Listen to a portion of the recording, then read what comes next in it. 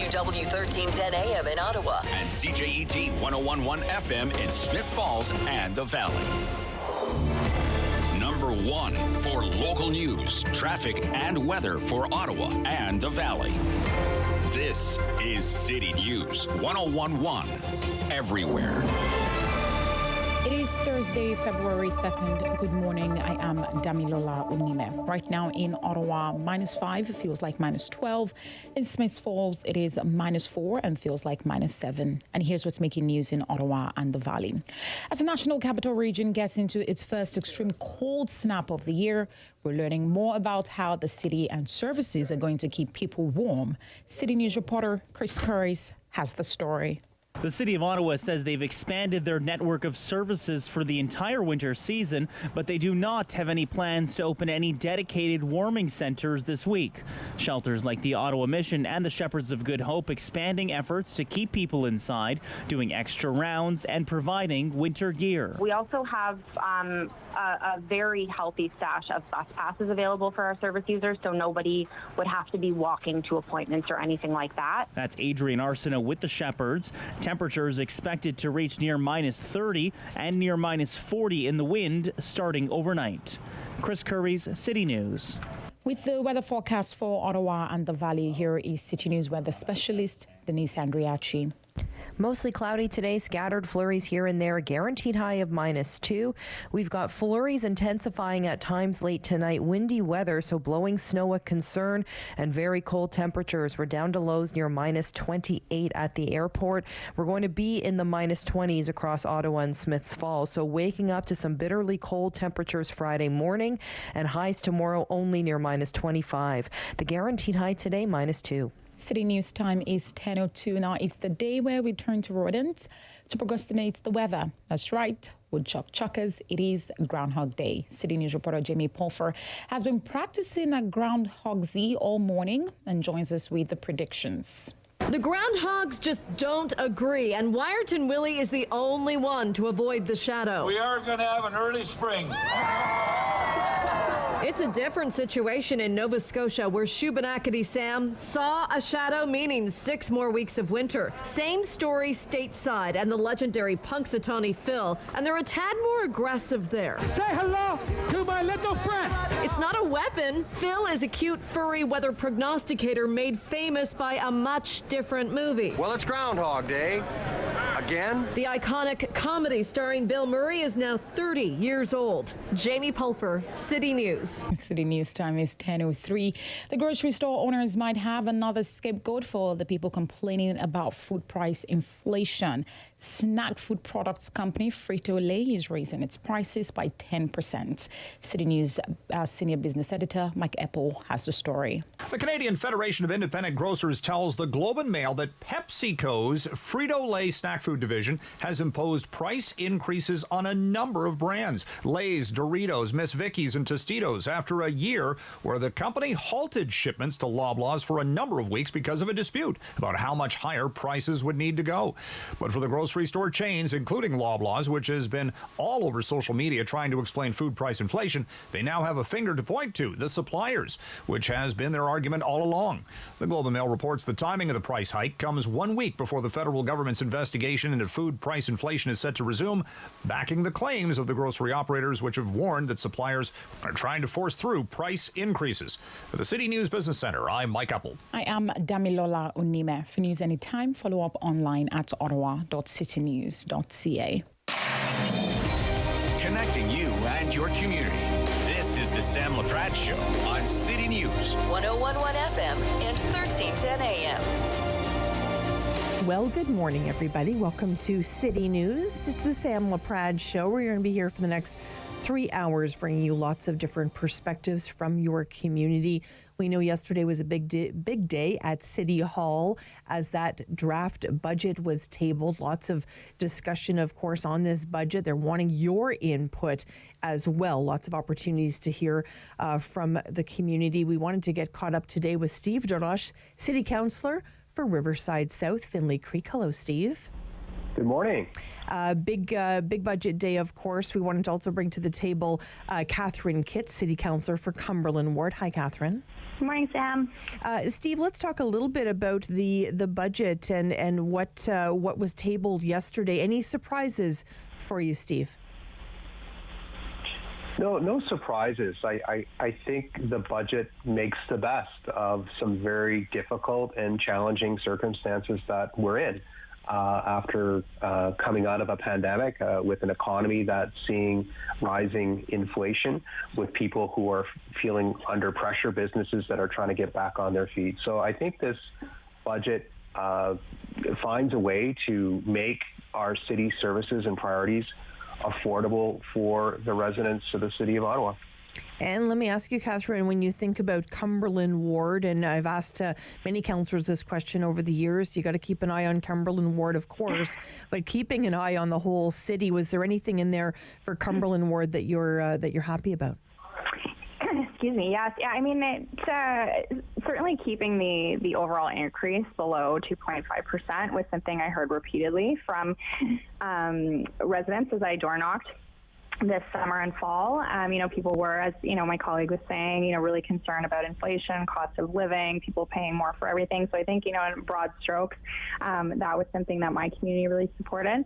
But happy to see, a healthy investment in transportation infrastructure and roads. As you know, our rural roads need some love.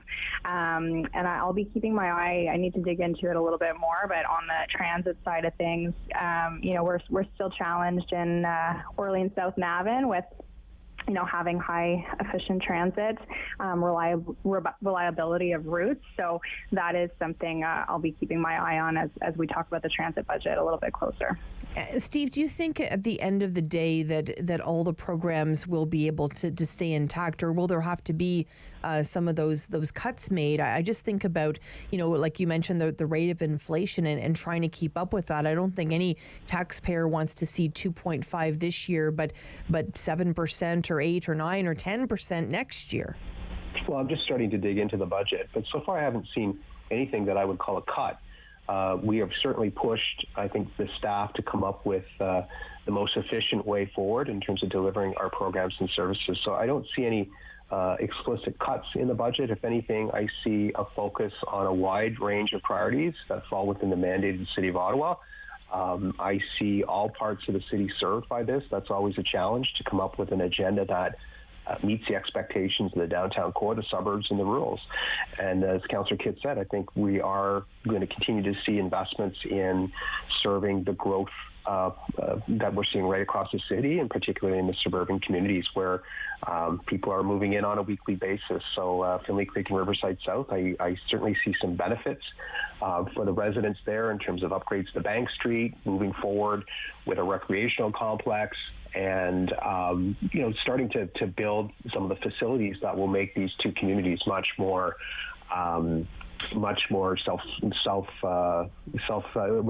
independent, because the services and the facilities are in the community rather than driving across the city. So I'm glad to see the budget come forward. It fulfills, I think, the mayor's campaign promise, and that's important to voters, that they expect the people that they elect to follow through. And I think this is the first step of the mayor's work to fulfill his campaign promises.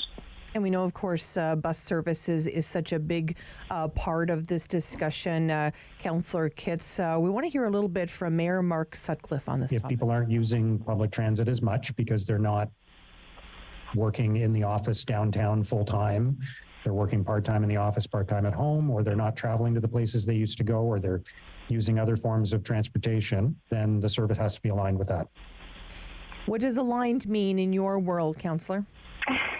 Yeah, I mean, it's transit, I think, the juggernaut right now. I think all of council, sees the incredible value of getting people out of cars and onto transit. It's one of our, strategic directions, a priority in the official plan. But, communities like mine, we're not making it easy for people to take transit. Average, an hour and a half one way for me to get to downtown from South Orleans. So when people are faced with that kind of commute time versus, a 30-minute drive, they're gonna choose their car. So we have a lot of work to do in making transit an option that works for people. And we've got Stage 2 coming to the East End all the way to, into Orleans to Trim Road. That's a huge opportunity. But right at present, people are still choosing to take their cars if they are going in, 1 to 2 days a week. And it's really challenging to make the case when we're seeing, those long transit and the reliability of the routes, getting lots of feedback that, people are waiting for buses that don't come, or they're coming late. So we definitely have a lot of work to do in that arena across the city. And I know you've taken on this new role with the LRT, sort of overview. Steve, let me ask you: are you putting a special eye to everything budget when it comes to the LRT as well? Well, of course, this is one of the biggest projects that we've seen in the history of our city, and we know that Phase 2 is well underway. That will serve all parts of the city in the east, the west, the south. We expect that first phase, the diesel train into the south end, to come online in 2023. We're going to pay very close attention, I think, as a council. The new subcommittee that we have, our first order of business, will be making sure that our staff are following up on all the recommendations of the Commission of Inquiry that was underway. Some of them are very complex, and I think touch on some things that we can do immediately, and others in terms of our planning and our thinking going forward. Transit overall, obviously, what I think it means is we're in a very precarious position with the low ridership, and we are providing a high level of service with a low level of ridership, and we're able to do that because we can benefit and have benefit from the funding of the higher levels of government. So I think we're going to continue that this year, but if that funding diminishes or we don't see a return of the public service, we're going to have to look and see how we again, find the right balance between the service levels and the ridership. And again, this is not the year that will happen.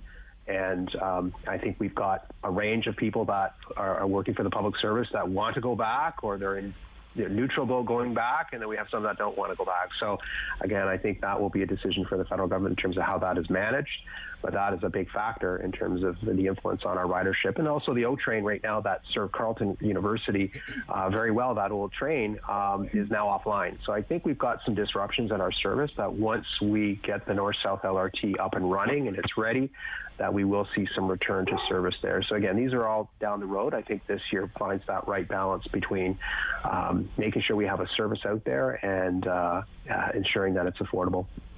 Councillor Kitts, we heard Councillor DeRush refer to the other levels of government. We know Mayor Mark Sutcliffe as well referred to the provincial and the federal levels. Do we depend too much on them in terms of funding? I mean, I don't think so, and I think a key takeaway from yesterday was that we do need our federal and provincial partners to step up, even perhaps more than they are, and pay their share so that it doesn't all end up on the tax bill. I mean, priorities for our city like affordable housing, like transit, those are federal and provincial priorities as well. And myself, I'm now chair of the Board of Health, and we're able to present a balanced budget for 2023 because we've had some additional funding through COVID-19 relief, but we're looking ahead to 2024, and the province made a change in 2019 to change the funding model. It used to be 75% provincial, 25% municipal into public health, and they changed it to 70% provincial, 30% municipal. And again, we haven't really, as a municipality, felt the impact of that yet because of this, because the attention was turned to COVID. We had some extra dollars for that. They also provided some mitigation funding, but that's coming down the pipe, and that's health. That's healthcare. That's a provincial responsibility. So I think there is going to be an advocacy piece for councillors, for council to play as we, it's a tight budget. It's a challenging time, and I think that is part of the responsibility here too, is to make sure that they are holding up their end of the bargain as well. Really appreciate that. Thank you so much, Councillor Kitts. Councillor DeRush, before I let you go, I know I've spoken to a number of councillors. You're really wanting to hear from residents. What's the best way for people to reach out, Steve? Well, I think participate through the meetings that we're having publicly or are available across the city, and get in touch with your city councillor and let them know what you think of this budget. I can tell you, Sam, we're going to hear from groups and people that we hear from, I think, almost every week or every month at City Hall. We want to hear from the people that don't normally write into their city councillor. And I hope we hear from people who say, yeah, 2.5, as much as it's a challenge, is the right balance in terms of affordability and ensuring that our city kind of makes investments in areas that are important. So I hope we'll hear from a lot of people, and I hope they reach out to the city councillor. I know how busy you both are. Thank you so much. City Councillor for Cumberland Ward, Catherine Kitts, joining us today. Thank you, Catherine. And Steve DeRush, City Councillor for Riverside South, Finley Creek. Appreciate your time, Steve. Thank you, Sam. Take care. We'll be keeping our eye, of course, at City Hall on those budget deliberations. You'll want to keep tuned in to City News. We'll be following that, of course, until we see a final budget. When we come back, we're going to talk a little youth mental health, and we're going to talk a little chilly weather. Stay with us here on City News. Sam Laprade will be right back on City News. 101.1 FM and 1310 AM. Hello, I'm Jim Deeks, host of Canada Files. I hope you'll join me each week for interesting and informative discussions with some of Canada's most impressive people.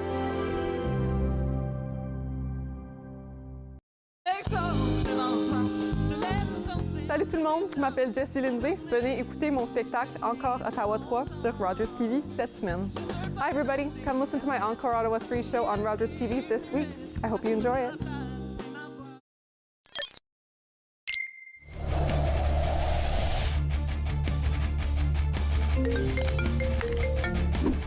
Yo. Yep. Okay, I'll be there.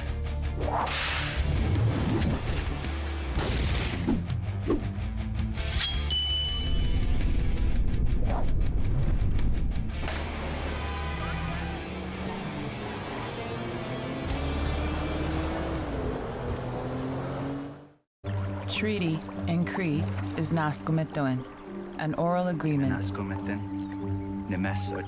And our agreements were always spoken. For George Spence, the core of treaty was Wichihioin, to help one another. And so we, the commissioners... He was there for the making of Treaty 9, where the Cree were told... We will honor this agreement together, for as long as the sun shines and the waters flow. The Cree made their mark because they were assured that the land would be shared, and they would always be able to harvest what they needed.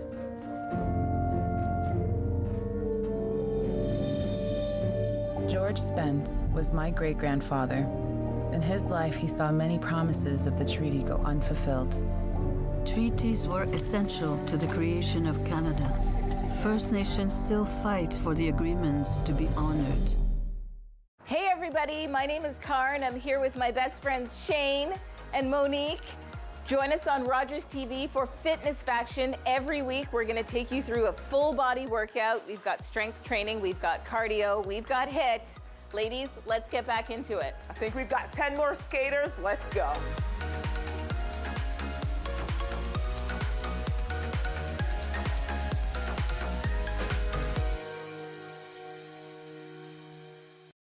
Join me for Season 3 of Paula Roy's Favorite Foods.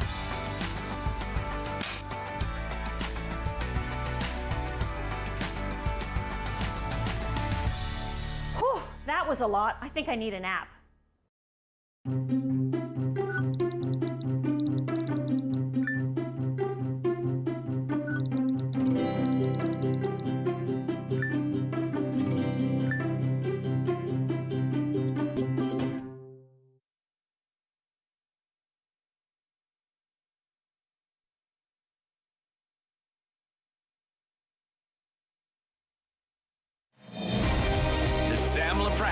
continues on City News. 1011 FM and 1310 AM. Thank you so much for spending time with us on City News. I'm Sam Laprade. We want to talk a little today about youth mental health. We've invited to the show Drayton Muladabigwe. Jabo, how are you, Drayton? Hi, I'm good, thank you. It's great to spend time with you. Fantastic. You're the founder and CEO of 20 Today, 20 Tomorrow. Tell us what this is. Yeah, so we're basically the biggest youth-led social innovation hub, and we curate all sorts of social innovations that target certain problems that we see in our communities that we face as youth. And we try to find, the creative solutions to them and try to implement them in our communities, all while having fun and all that stuff. Well, that's fantastic. How did it all start, Drayton? Yeah, it started amidst the pandemic, really, when I realized, I had so many creative ideas, so many different things in my mind, and there wasn't anything really out there that could allow me to funnel these ideas through and really focus on implementing them, especially nothing that was youth-led or something that I could work with other peers and things like that. So that's really when I just decided to, why not create that hub, and then we started innovating from there. Well, I love it. I'm seeing a podcast. I'm seeing all sorts of creativity in terms of art as well. How does that all fit in? Yeah, our solutions are very, they connect all sorts of things because, we believe that for something to be really good and affect a lot of people, we try to connect all sorts of fields, right? So whether it's arts, whether it's technology, whether it's health, to really come up with the best solutions that can tap into all sorts of fields. So that's why there's a podcast, there's a live show, and then there's our technologies and mental health and all sorts of things like that. Oh, that's fantastic. What message would you have for parents maybe that are looking for other options and maybe to guide teens and youth this way? I would tell them to really allow for their youth to get involved in the community as much as possible, and to explore. I feel like for me it was great exploring because it allowed me to find my passions and my passion for innovation and creativity, and that came through exploring different programs, even things that didn't really have any connection whatsoever with what I was necessarily studying. That really allowed me to branch out and develop such things. And where can we find out more information, Drayton? On our website, 20today20tomorrow.org. You can find all the information on all the innovations we have going on, some of the events we have, and really just how to support us on there as well. And yeah. Well, that's amazing. I really appreciate your time today and learning about 20 Today, 20 Tomorrow. Drayton Muladabigwe joining us today, founder and CEO of 20 Today, 20 Tomorrow. We appreciate his time very much. We wanted to get caught up a little bit on our weather, too. We know it's going to be very chilly. I'm thinking about a lot of the vulnerable population as well as they have to really navigate this time and spend time thinking about getting nice and warm, maybe heading to the Shepherds of Good Hope, heading to the Mission. I think about all of those people right now that are calling the streets home. We want to get them nice and warm over the next couple of days. Denise Andriacci, our City News weather specialist, is going to tell us how cold it's going to be. Denise, what are we looking at? Oh, my goodness. I think we could get as low as a minus 29 at the airport late tonight. So that's not even factoring in the wind chill, Sam. So, of course, this is such a concerning, cold. Luckily, it's only going to be for a couple of days. Sometimes when we get that Arctic blast, and, we hear the term polar vortex. We've had winters where it's kind of sunk a little farther south and it's sort of kept us below seasonal for a lengthy time. But this is just a quick blast, but it is really really dangerously cold. I mean, I don't remember talking about wind chills in the minus 40s very often last winter. So we are definitely keeping a close eye late tonight and also through Friday. So Friday morning is going to be incredibly cold. We will obviously, again, be cold just with our base temperatures, but of course the wind chill is involved in this weather story as well because the winds are really strong today and tomorrow. Mm-hmm.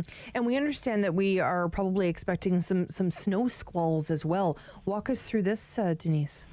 So we're concerned about some squall activity. Just north of Smiths Falls, there are some snow squall watches in place right now. So we don't have any watches for Smiths Falls or Ottawa at this point when it comes to the squalls, but we are expecting flurries to be heavy at times. And everything is just starting to get issued for parts of Ontario now in the past half hour or so by Environment Canada. So I don't want to rule out, obviously, I'm surprised we're not yet under an extreme cold warning. That may pop up. We may see these squall watches pop up as well later today. So we will keep an eye on that and update you with the forecast throughout the day and night tonight. It's going to be, the cold, the wind, the snow. So it's a triple whammy here for sure. Mm-hmm, for sure. And, when I think about the winter that we've had, aside from maybe 3 or 4 sort of snow ridden days, we've had it pretty easy, Denise.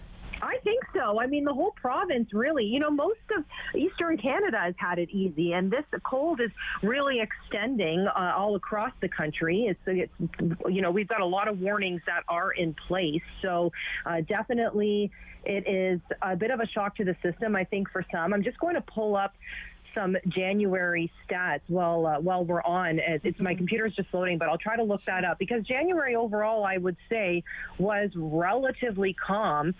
We have had lows. It looks like we had a couple of lows that were near minus 20 just for 2 days in a row in the middle of January. But that's it. The rest of the month overall was relatively mild. And Denise, let me ask you, when you think about how long the cold that's coming is going to stay, what are we seeing there? So this is one thing that I would say is a bright spot in all of this, is that it's not too long lasting. I mean, it's dangerously cold it's a multi-day threat for sure, but it's going to start to ease late Saturday, and by Sunday we are back to seasonal. But of course, it's dangerously cold. Frostbite can happen in a matter of minutes when we're talking about this cold. You need to keep pets indoors tonight. The kids need to be bundled up head to toe. I doubt they'll be out at recess tomorrow, obviously, for if they're at school. So it's just a matter of, if they're waiting for the bus or if you're a public transit user. I mean, you need to cover up. Very wise words. Thank you so much, Denise, for spending time with us today, telling us about the chilly weather. Yes, stay warm. Thank you. Denise Andriacci spending time with us today, City News weather specialist. We'll be keeping an eye on any of those advisories out of Environment Canada too. We'll be bringing those to you if we hear about them very quickly. But we heard it from Denise. It is going to be very cold, and make sure we bundle up the kids and keep those pets inside. When we come back, we're going to talk a little groundhog. Stay with us here on City News. Sam Laprade will be right back on City News. 101.1 FM and 1310 AM. Hello, my name is Sean Duhame.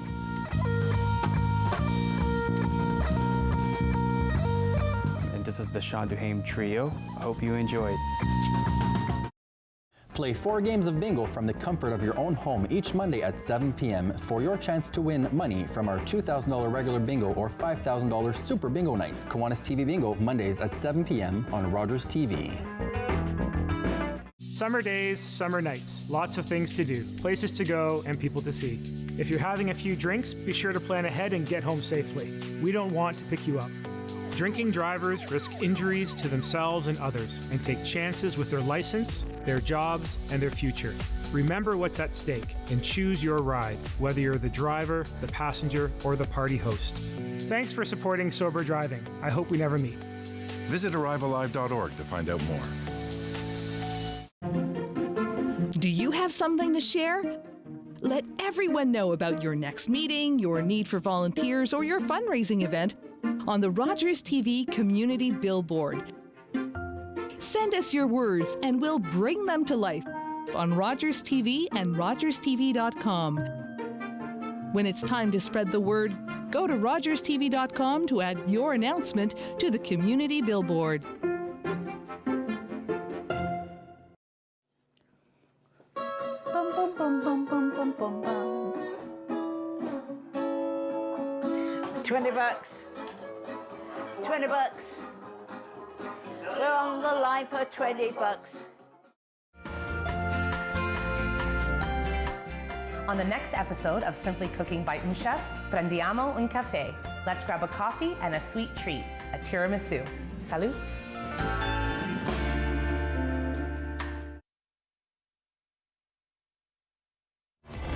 Number 1 for local news, traffic, and weather for Ottawa and the Valley.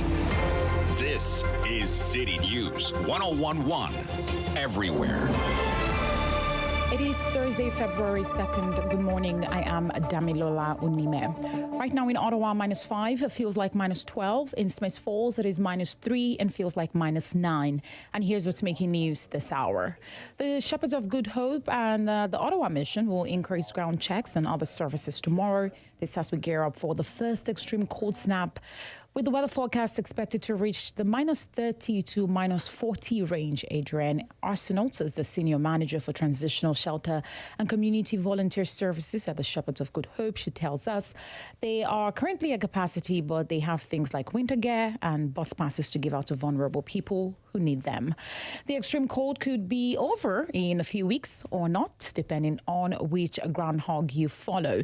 Ontario's Wharton Willie has called for an early spring, while Nova Scotia's most famous groundhog, Subinakadi Sam, apparently saw her shadow this morning and went back into her enclosure north of Halifax. Pennsylvania's famous Punxsutawney Phil came out of his burrow on Gobbler's Knob and also saw his shadow. According to folklore, if a groundhog sees its shadow on Groundhog Day, winter will drag on. And the Liberal government is expected to introduce a bill today that will delay the expansion of eligibility for medical assisted death. The expansion would include those whose sole condition is a mental disorder. Justice Minister David Lametti said in December that Ottawa would seek the delay after hearing concerns that the healthcare system might not be prepared for an expanded regime. Conservatives have argued that offering assisted dying to people with mental illness could lead to preventable death. City News time is 10:32. I am Damilola Unime. For news anytime, follow up online at ottawa.citynews.ca. The Sam Laprade Show continues on City News 1011 FM and 1310 AM. Morning! See the groundhog? Yeah? Think it'll be an early spring. Didn't we do this yesterday? I don't know what you mean. Don't mess with me, pork chop. What day is this? It's February 2nd. I have to tell you, I even love that clip. We're talking all things groundhog today because it is Groundhog Day. We wanted to get caught up today with Michael Runce, naturalist, author, Carleton University lecturer in biology department. What is our fascination with groundhogs today, Michael? Well, it started off with an early Christian belief that on this day called Candlemas, historically, if it was sunny, it would be cold for another 6 weeks or so. And then that muted in Germany into seeing a hedgehog on February the 2nd. And if it saw its shadow, it would predict a longer period of winter as well. When the Germans came into Pennsylvania and settled there were no hedgehogs, of course, so they adopted the groundhog as the animal to predict the length of winter. And it's a really silly tradition, but it's become very popular, and lots of people flock to Philadelphia to meet the famous Punxsutawney woodchuck or groundhog down there. It's so funny, and I love that they all have names. You know, we've got Willie and Phil and Sam, and everybody sort of picks their favorite and follows whatever that groundhog decides. But it certainly is lots of fun for sure. And it, it's been just kind of like you say, it's been this tradition over so many years. I remember as a kid being so excited to see what it was going to bring, as if it was the law or something. It was such a strange thing. of course, and groundhogs don't come out of their hibernation until much later than this. So it's a really silly tradition. It is, absolutely. And when you think about sort of how we've kind of followed it over the years, and you know, because some people don't like groundhogs, they kind of ruin the farms and all of those types of things. What is it about our love of groundhogs? Well, they're cute-looking animals, and they are certainly approachable. I mean, they live in urban areas. For example, Carleton University has quite a number right on campus, and so people see them, and they're rather cute. They have a cute little face, and of course, they're made famous through this appearance of Punxsutawney and also with Wyerton Willie. So they've been sort of thrust into the limelight. They've even made appearances on, I think Oprah Winfrey had Punxsutawney on her show once, and so we've sort of immortalized this creature. Absolutely. And I'm assuming, and I don't want to ruin it for everybody, but I'm assuming there's new groundhogs that come up. These aren't living for 30 years. No, and they try to perpetuate the legend that's the same groundhog for 127 years or something in Philadelphia, but they die every 4 to 5, and if they're lucky, maybe 10 years in captivity, and then they replace them. Of course, I'll never admit that, right? But they discard the old ones and bring in the new ones. We're keeping the love alive, Michael. Tell us what else obviously you teach biology and at Carleton University. What's a big focus for you right now? Just general nature. I love everything involving nature, and whether it's an insect or a spider or a bird or a mammal, they're all intriguing. And I just love the adaptations. For example, the groundhog. It's the world's largest true hibernator. They go into a really deep hibernation state, and during that, their temperature of the body drops down to only 2 to 4 degrees Celsius. Their heartbeat goes down to about 6 beats per minute, and they take a breath every 6 minutes or so. So they go into this death-like state, and they don't really come out until April or so. And the males come out first, and they go hunting for females. They go around, check other burrows out, and they meet another male. There could be a fight, an altercation. They use their front claws for digging as weapons, and they can really injure each other. And when they finally find a female, they will mate with them, and the female's on her own then to raise young afterwards. But, they're fascinating animals for their life history. Well, that's really fascinating for sure. Thanks so much for sharing all about groundhogs on this Groundhog Day. Thank you, Michael. Well, happy Groundhog Day to you. Happy Groundhog Day to you, Michael. I already say that. Happy Groundhog Day to you. Yeah, I got that. That's very funny. Got that. Michael joining us today, a naturalist, author, Canadian University lecturer in biology department, and a bit of a comedian there. We appreciate that very much. We wanted to get caught up today with Laura Shantz from Ottawa Transit Riders. And when it comes to the LRT, does it feel a bit like Groundhog Day, Laura? There are days when it definitely does. What are you thinking in terms of this draft budget that's been released by the City of Ottawa? I'm glad to see we're not talking major route optimizations and giant cuts, because I know there were some of us that were worried about that. I am kind of concerned, though, to see that all these efficiencies that the city is finding, they're basically all on the backs of transit riders. That, a lot of where that's coming from is delayed capital spending, but in our roads budget, in our city recreation facilities, we've seen what happens when you kick that can too far down the road. So while it does provide savings today, we're going to have to pay that money sometime. But there isn't an appetite, I wouldn't think, Laura, to raise rates, right? No, and we do have some of the highest transit fares in North America. This is, kind of where the challenge comes from. We know that come 2026, there is supposed to be some more federal funding for public transit operations within cities. So there is kind of some light on the horizon, but we've also seen, close to $40 million put into our budget as, I guess we're hoping that the province is going to chip that in, even though the province has not committed to giving us the money, but we have left this chunk in our budget saying, yes, we're going to get this money. So I don't know what the plan B is if that doesn't come through. Mm-hmm. I just actually had a conversation with Catherine Kitts, of course, councillor, and Councillor Steve DeRush as well in terms of this. And I asked the question, is it challenging to be relying on those other two levels of government? And do we rely on them too much? I'd love to know your thoughts on that. Or should we be relying on them more? The federal government has a huge push in their climate change plans to get people onto public transit.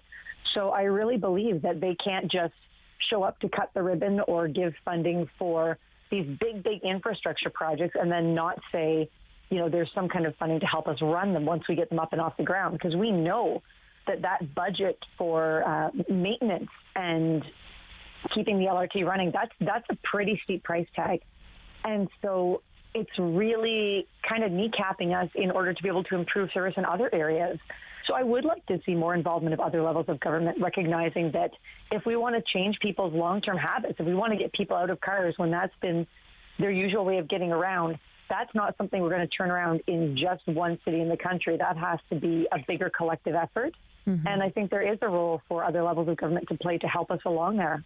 Well, it also can't take 90 minutes to go from one community to the other. I mean, to go even from somewhere like Barrhaven to Canada or Stittsville, it almost seems impossible. It would be easier to go down to the Rideau Centre and head back to, to one of those communities. It seems some of those community to community opportunities have been lost as well in all of this. Oh, heck yes. We need to really think about how it is we're going to improve that service. For me personally, this week I was on transit and my littlest had an appointment at CHEO. It's 6 kilometers door to door and it took me an hour on the bus. So that's, not the ideal amount of time I'd like to spend on that. It was a little cold for biking, so I left the bike at home and took the bus. But, we need to think about how it is we're going to deliver that quality service that helps people get around to destinations that are within their communities and fairly close to home and without some of these kind of bananas routes that make you go to, all the way to a central hub point that might be sometimes in the opposite direction and then back out on a different route. Mm-hmm. Yeah, definitely. I've seen my daughter have to do that as well. Let's talk a little bit, Laura, about, the opportunity for us to have that 2.5% increase this year.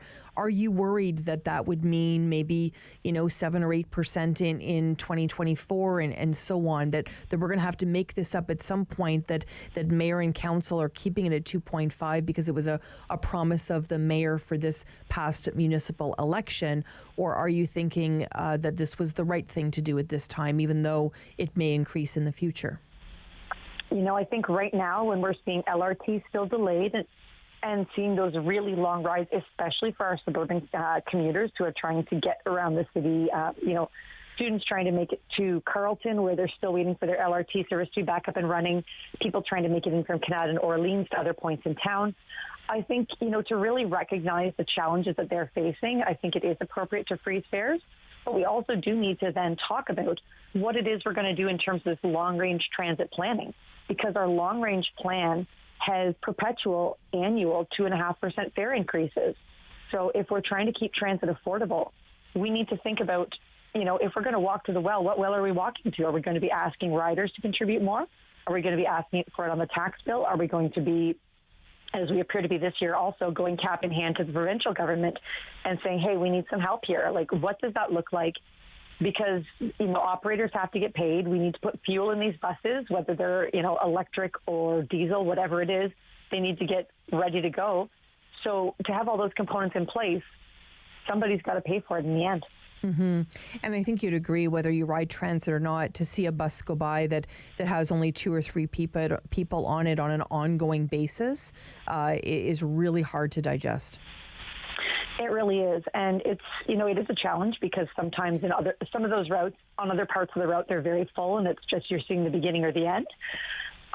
But yeah, we need to think about how it is we're going to deliver that service, how it is we can make the service more appealing. So to attract more riders, maybe it's rerouting it to make it a little more direct and speedy so that it's a more attractive option, or making sure it's hitting key community destinations like the local grocery store or rec center so that people have different ways of getting around and can leave the car behind at home. Mm-hmm. Laura, I know that Ottawa City Council is really looking for residents of Ottawa to participate, to get involved, attend those meetings. So we hope that people listening make their voice known as well. Absolutely. The meetings, I don't know how much is going to change because we're less than 4 weeks from a budget approval day now. So that is, it gives me some concern. I don't know how much wiggle room there really is.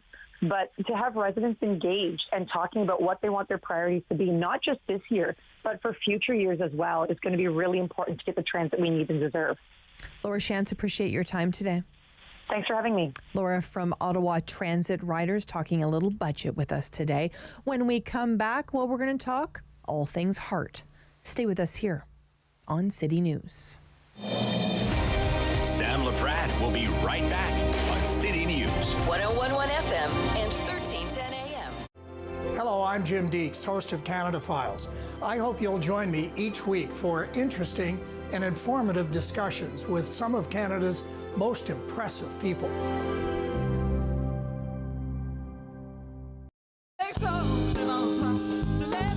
Salut tout le monde, je m'appelle Jessie Lindsay. Venez écouter mon spectacle Encore Ottawa 3 sur Rogers TV cette semaine.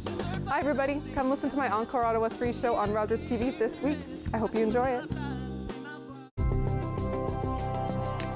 It's about sharing and caring. It's about doing and belonging.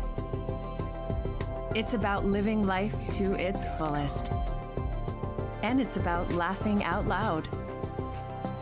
We are L'Arche Canada, and we're about witnessing and sharing the gifts of all people.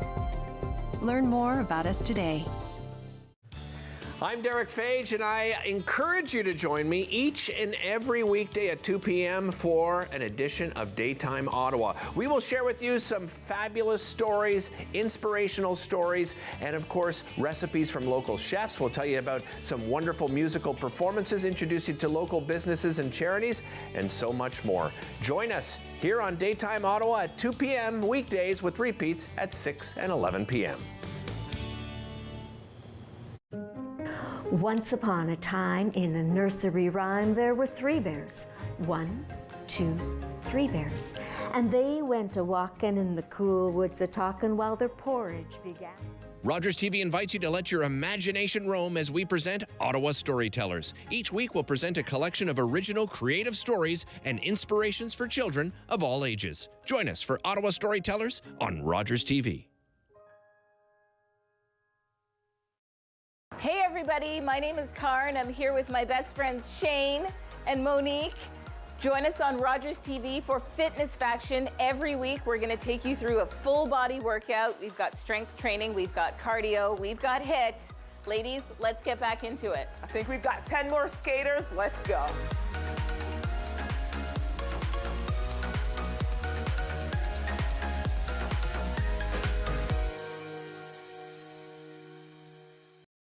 Join me for Season 3 of Paula Roy's Favorite Foods.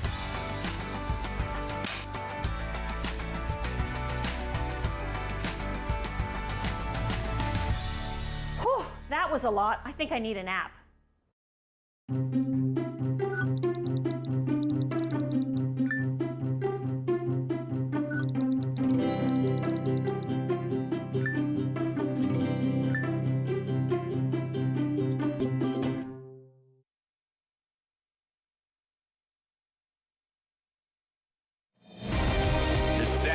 Show continues on City News. 1011 FM and 1310 AM.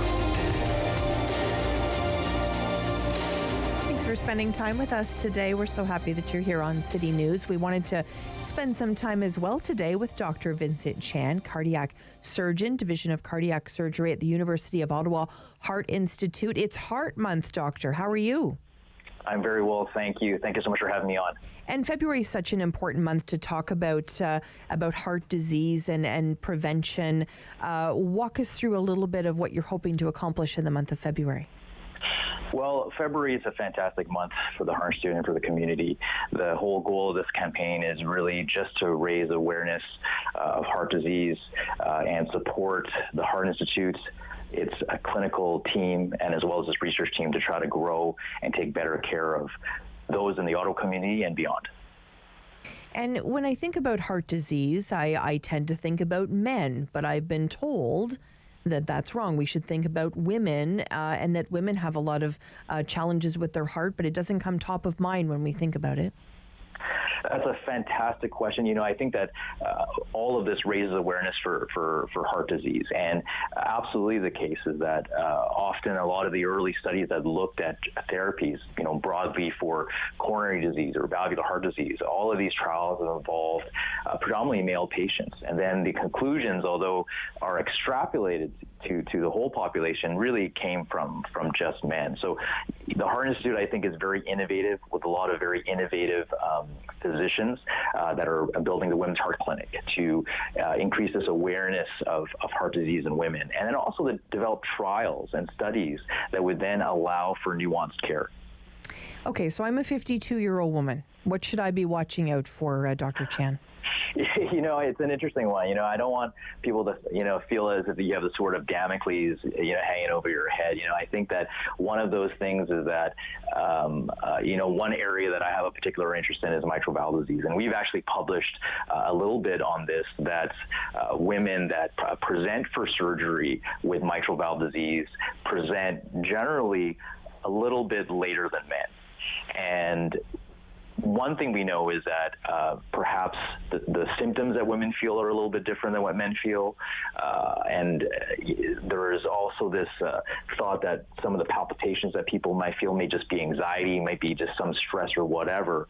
But I do think that if we have this awareness of just what symptoms cause, you know, shortness of breath or palpitations, and then you bring that along to your clinicians, and we can provide more nuanced care. And certainly the studies that we're developing are hoping to try to nuance more of that advice, counsel, and then subsequently therapy. Because when I think about Ottawa and I think about the fact we're, you know, really only 1 million people, and I say that with the most love. I love our city so much. But to have the Heart Institute here in the capital, we're really, really blessed. I mean, people come from all over the world to train there, to learn about what you're doing, and for care as well. How did you come to be at the Heart Institute? You know, with all good things in life, it sort of happens a little bit by luck, you know. So, for me, I did my medical school at Queen's, and Ottawa was a program that I applied to for residency. So I came into the city in 2005, and was just a beautiful place to work. And the one thing I love about the Heart Institute is that you have people there that have been working there for a long time. It is a place where you have such a strong support from the community, and I think this month is really a testament to how strongly the Ottawa community really supports the Heart Institute. And it's just a fantastic place to work. And, you know, one point to add to that too is that it's more than 1 million people, right? You know, as a transplant surgeon as well, like we list patients for heart transplant from other provinces, largely due to these connections that we've had over the many decades. There's also a very close collaboration with the province of Newfoundland, where we will go over as heart surgeons and operate in that city, and patients from Newfoundland will also, from that province, and also patients from St. John's will also come to Ottawa for therapy. So yes, Ottawa is a population of 1 million people, but to your point about just building connections, trying to do innovative surgery, doing innovative research, the catchment is much more than the city of Ottawa. And I think to the early days, you know, the legend, Dr. Wilbert Keon, and what he did to start this institute off is, you know, the legacy is obviously still there. And I think about the first people that were receiving those heart transplants and how that has continued over the years. What are you seeing now in terms of an average year? How many transplants would you be doing? Well, heart failure therapy, if I can kind of broaden that piece of the question, is evolving. So certainly when people come to get a heart from a generous donor, you really have end-stage disease. And where the Heart Institute is amongst the world leaders is really the innovation of trying to give people the right medications, the right therapies, the right devices to augment their heart function. So they almost never get listed for heart transplant. Like, I think that's really, the biggest piece of heart failure therapy. Heart transplant is always going to be a little fixed, right? Just because the number of donors are fixed. But certainly it's a very rewarding operation to do. Certainly very privileged to be a surgeon that does that. But certainly the heavy lifting of goal-directed medical therapy, like, our cardiology colleagues really are innovators in improving that piece of it, which is really by volume so much more of the patients with heart dysfunction. Do you remember the first time you held someone's heart in your hands? Do you remember that? It's a funny thing. I don't like talking about my own stuff, but, I think that, every surgeon or every cardiologist or every physician, nurse, allied health professional that gets to do this kind of stuff is enchanted by it, right? So, of course, the hours are long, the environment can be stressful, but I think that those that are part of it, part of the care of a patient, you don't necessarily have to touch a heart, but, even looking after a patient on the floor that has had some heart intervention, I just see that there's so much of value in that piece. As a surgeon, getting to kind of touch a heart, most days, I mean, it's a thing that after many thousands of operations is still kind of cool, but certainly what that does, how you can improve the life of an individual, how you can maybe provide them a therapy that doesn't have to be so traumatic. I think all of those things are really what drives all of us, the Heart Institute, to want to continue to do better for the community, and certainly the community has been so supportive of all the things happening at the Heart Institute. I think this city has a lot of love for the Heart Institute. I don't think there's anyone you'd meet that hasn't had a loved one, be rushed there or receive some sort of preventative information or some sort of connection to the Heart Institute. So thank you so much for bringing your talents to the Capitol and sharing time with me today. Thank you so much for having me on this, and certainly thank you so much to the community for all the support of the Heart Institute. I'm just one voice, but on behalf of everyone at the Heart Institute, that is just awesome, and I really appreciate the support. Certainly it drives a lot of our clinical work and certainly drives all of our research and innovation. Absolutely. Dr. Vincent Chan joining us today. Cardiac surgeon, Division of Cardiac Surgery at the University of Ottawa Heart Institute. It is, of course, Heart Month, an important time to be thinking about our own heart health. Lots of great information, by the way, on the University of Ottawa Heart Institute's website for you if you're looking to maybe improve your heart health. Well, it was 7 years ago today that I lost my father. And I love him so much. I miss him so much. And, we went through such a challenging time with him. He was diagnosed with cancer, and our family had the opportunity to really keep him at home and have that palliative care and have that time. And I just will never forget the opportunity to spend time with him in his last days. And, my dad, I'll tell you, he was very quiet. I know you hear me talking a lot, but my dad was very quiet. He was very humble. And he's got a wicked sense of humor. He was the funniest guy I've ever met. And for him to have passed away on Groundhog Day, it was his way of saying to us, "You'll never forget me, kid." And we don't. Stay with us here on City News. Sam Laprade will be right back on City News. 101.1 FM and 1310 AM. Hello, my name is Sean Duhame.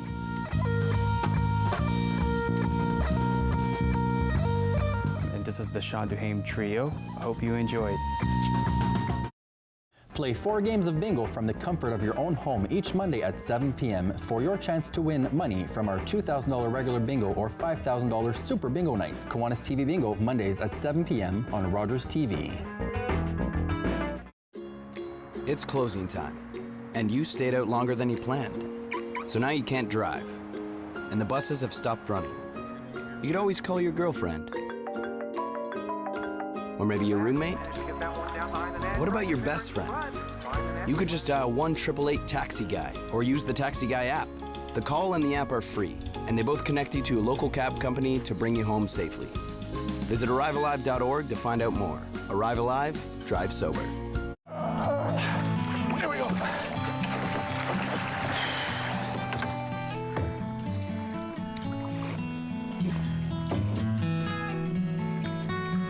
Definitely going back in, okay?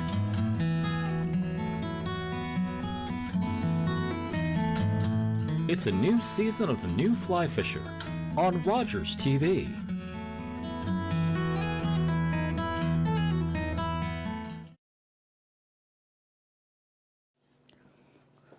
Bum, bum, bum, bum, bum, bum, bum, bum. $20. 20 bucks. We're on the line for 20 bucks. On the next episode of Simply Cooking by Chef, prendiamo un café. Let's grab a coffee and a sweet treat, a tiramisu. Salut!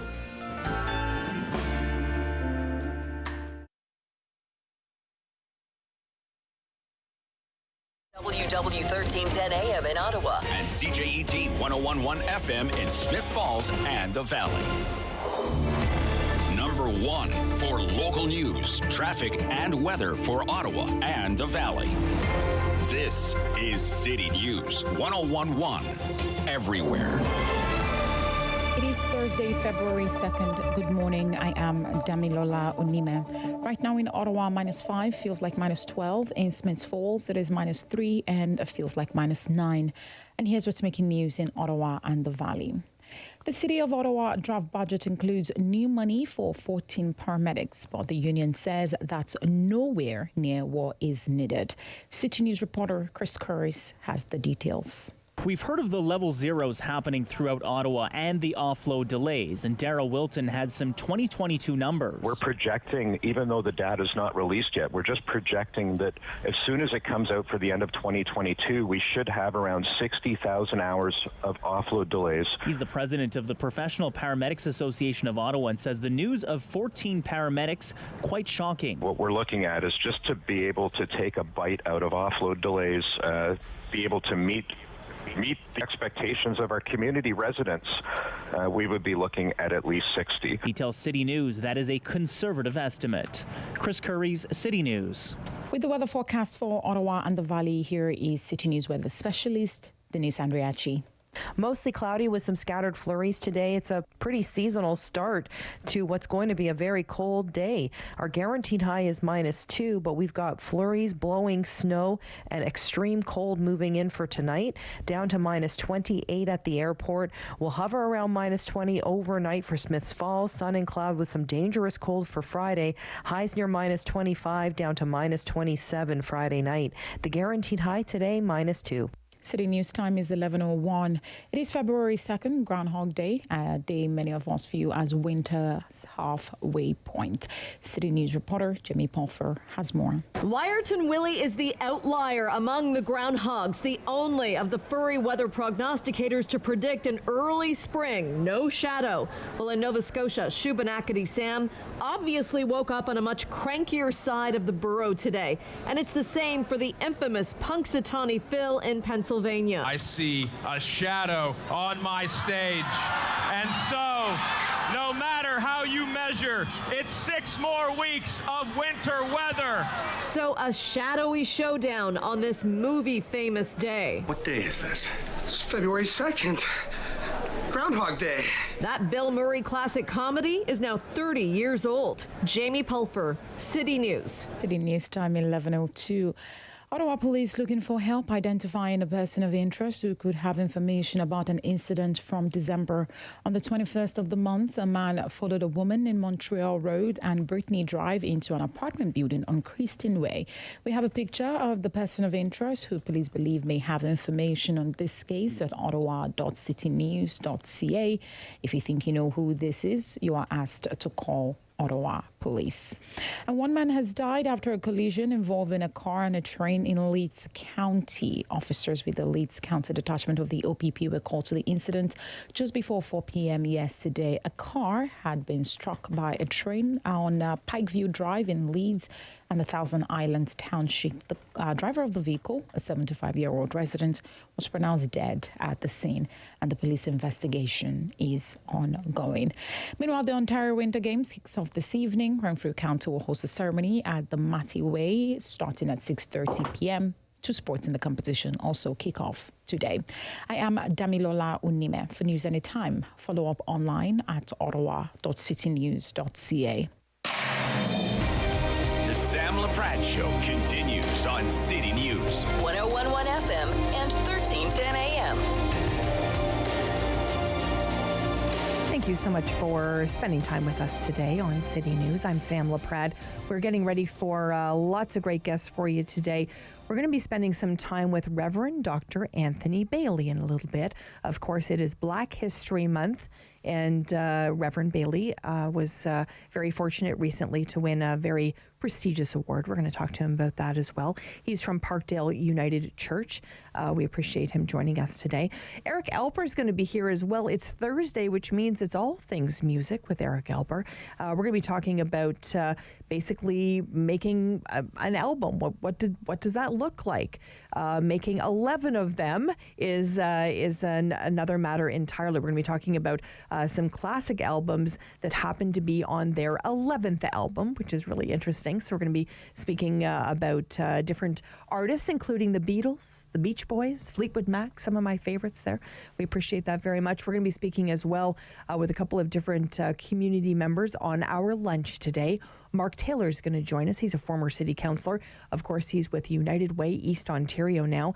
And Mary Ann Wilkinson's going to join us. She's the former mayor of Canada and, of course, former councillor for Canada North. So Mary Ann's going to join us. We're going to be talking about all things city budget, a couple things on the national level as well. And then we're getting ready, of course, for the business lunch. We've got lots of different great guests for you today, including Liz Connell's going to join us. She's the co-owner of the African Browns Honey. We're going to be speaking with her a little bit later, and we're going to be talking a little tulips too. So looking forward to all of that. We certainly have lots to chat about today. I know, Noah, we're waiting for a very special guest today, which I know we're very excited about. Yes, very, very excited. It's, yes. I don't know about you, but when I was growing up in a large household with a lot of siblings, WWE SmackDown vs. Raw was kind of a staple in our household. Right. And more so my brother could test the moves out on me. Right. But yeah, I'm pretty excited for this next Right. guest. So we are waiting, hopefully, to chat today. We know she's super busy with Candice LeRae. She's, of course, a WWE superstar, so we know she's super busy. I think this is an opportunity for us to know that they're coming back to Ottawa. So they haven't been here since 2010. They're heading to the CTC on February the 20th, which is a Monday. You'll want to get your tickets. We're looking forward to having a conversation today with Candice. We're getting ready, of course, for lots in the show today. I'm thinking he's got her on the line. We're just going to wait and see and make sure that Candice is with us today. Are you a big WWE fan? I am just getting to kind of know it a little bit, preparing for today's interview, and we wanted to get caught up with Candice today. Hi, Candice. Hi, Candice. Great to have you here. Candice LeRae joining us, WWE superstar. What does it feel like when we say that to you, that you're a superstar, Candice? It kind of blows my mind because it was my 6-year-old dream to be a WWE superstar, and the fact that I'm living that dream is just it never seems real. Well, I hear such great things about you. I know that you have broken a lot of barriers. Walk us through some of those barriers that you've broken, Candice. Oh my gosh. I don't even know where to begin. I feel like I'm the wrong person to ask this about myself. But I mean, I can speak to the fact that we're in a very special time in just society in general, where women are able to kind of, I guess in a way, have their cake and eat it too. I recently, a year ago, about now, I don't know, a year ago, I just had a baby. Wow. And so I somehow in this amazing life was able to have him and come back to this amazing career that I used to think that I would have to sacrifice to be able to have a family. So I'm just super grateful that I get to have the best of both worlds. I get to have my son, and I get to work with my husband, so we get to travel together as well. And it's all very, very surreal. And tell us who your husband is, Candice. My husband is also a WWE superstar. His name is Johnny Gargano. Excellent. And what's your son's name? My son's name is Quill. Oh, what a great name. That's fantastic. Thank you. Now my husband and I are big nerds. I love it so much. So Candace, tell me a little bit about this, this kind of lifestyle you lead, because I understand it at 5'2", you're sometimes sort of seen as that scrappy underdog. What does it feel like to sort of hear yourself described that way?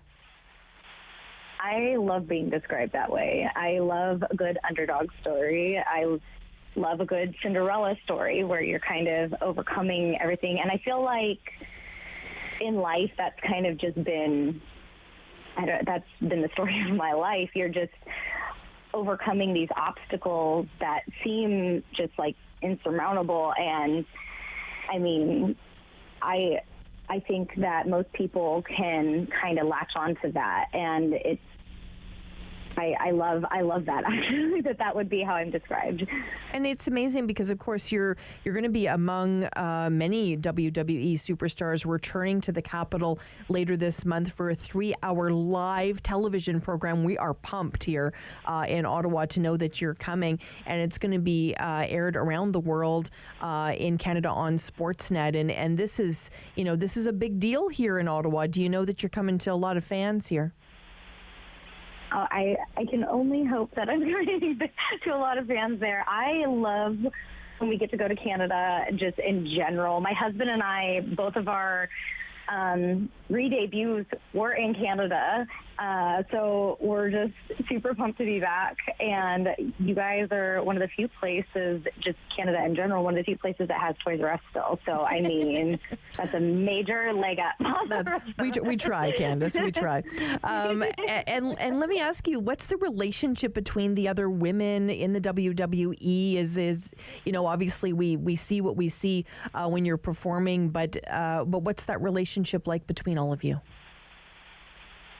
I think this is maybe the thing, like the time and the locker room that I've been waiting my entire career for. I think the world of all of the women that I get to work with right now, and I just feel like everybody is here to make each other, push each other, to be better versions of themselves. And I adore that we're in a time where there are so many different types of women and types of like in-ring styles in this locker room. I just think it's such a special and unique time.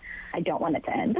Oh, I hope it doesn't end for you. And tell me, do you ever worry about getting hurt? I don't know if I'm a 52-year-old mother, Candace. So of course that's the lens I'm looking through. But do you ever worry about getting hurt, or do you get hurt sometimes, injured?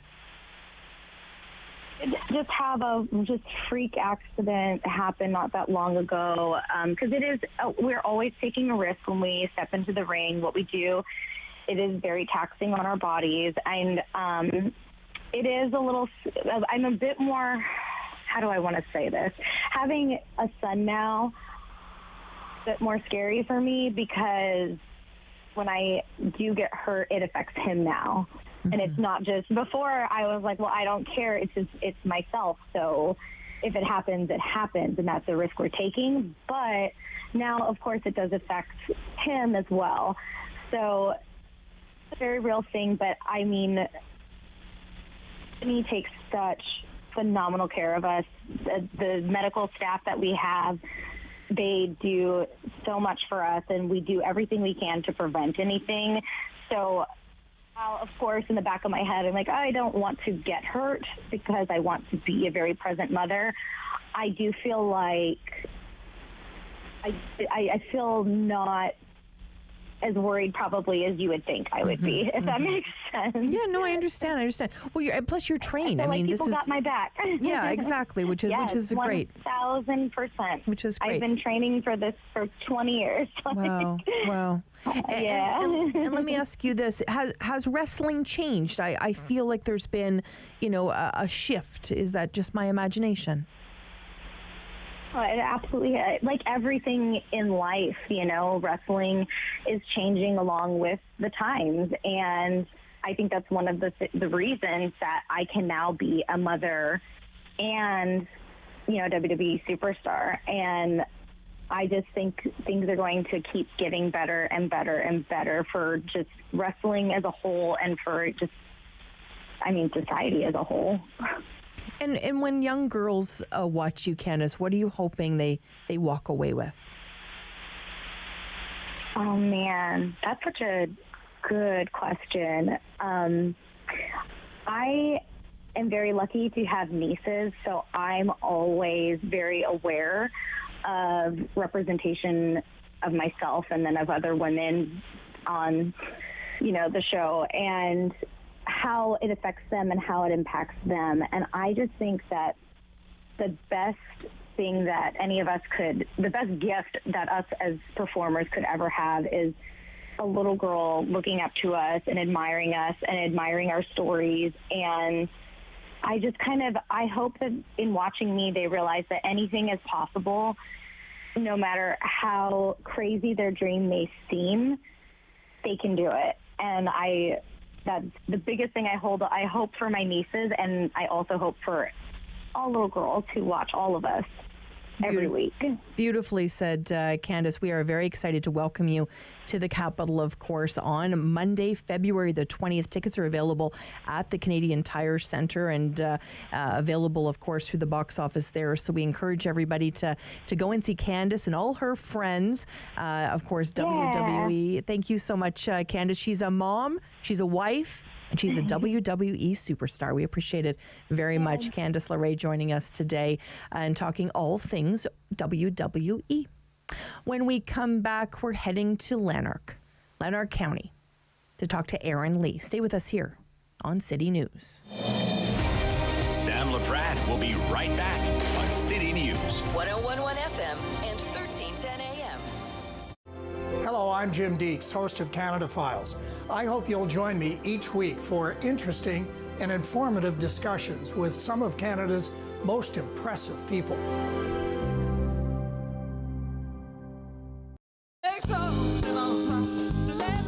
Salut tout le monde, je m'appelle Jessie Lindsay. Venez écouter mon spectacle Encore Ottawa 3 sur Rogers TV cette semaine.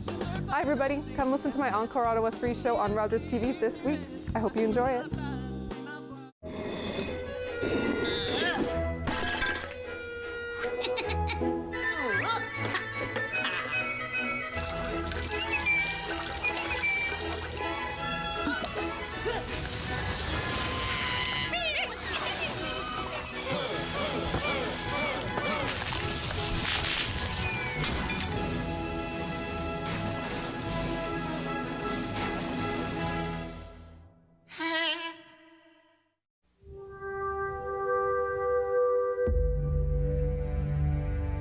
Behold Emily Carr, painter, about to encounter the force that will consume her life. How tightly they sealed their secrets from me, humble and pleading before the great trees, awaiting the invitation from the Spirit to come meet me halfway. Nothing is still now, everything is alive. At last, I knew I must see through the eye of the totem itself, the mythic eye of the forest.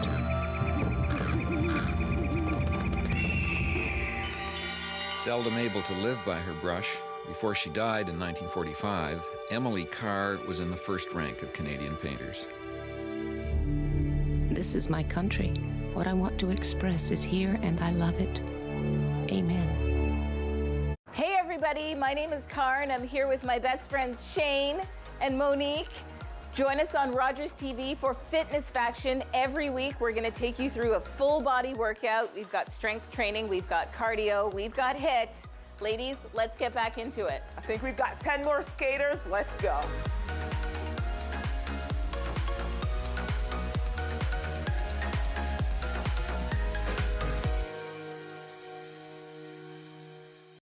Join me for Season 3 of Paula Roy's Favorite Foods.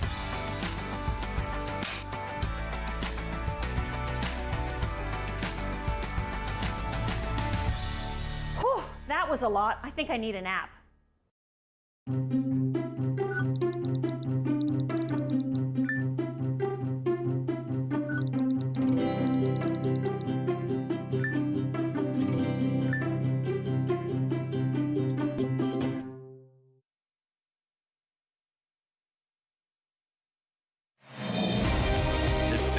Laprade Show continues on City News. 1011 FM and 1310 AM.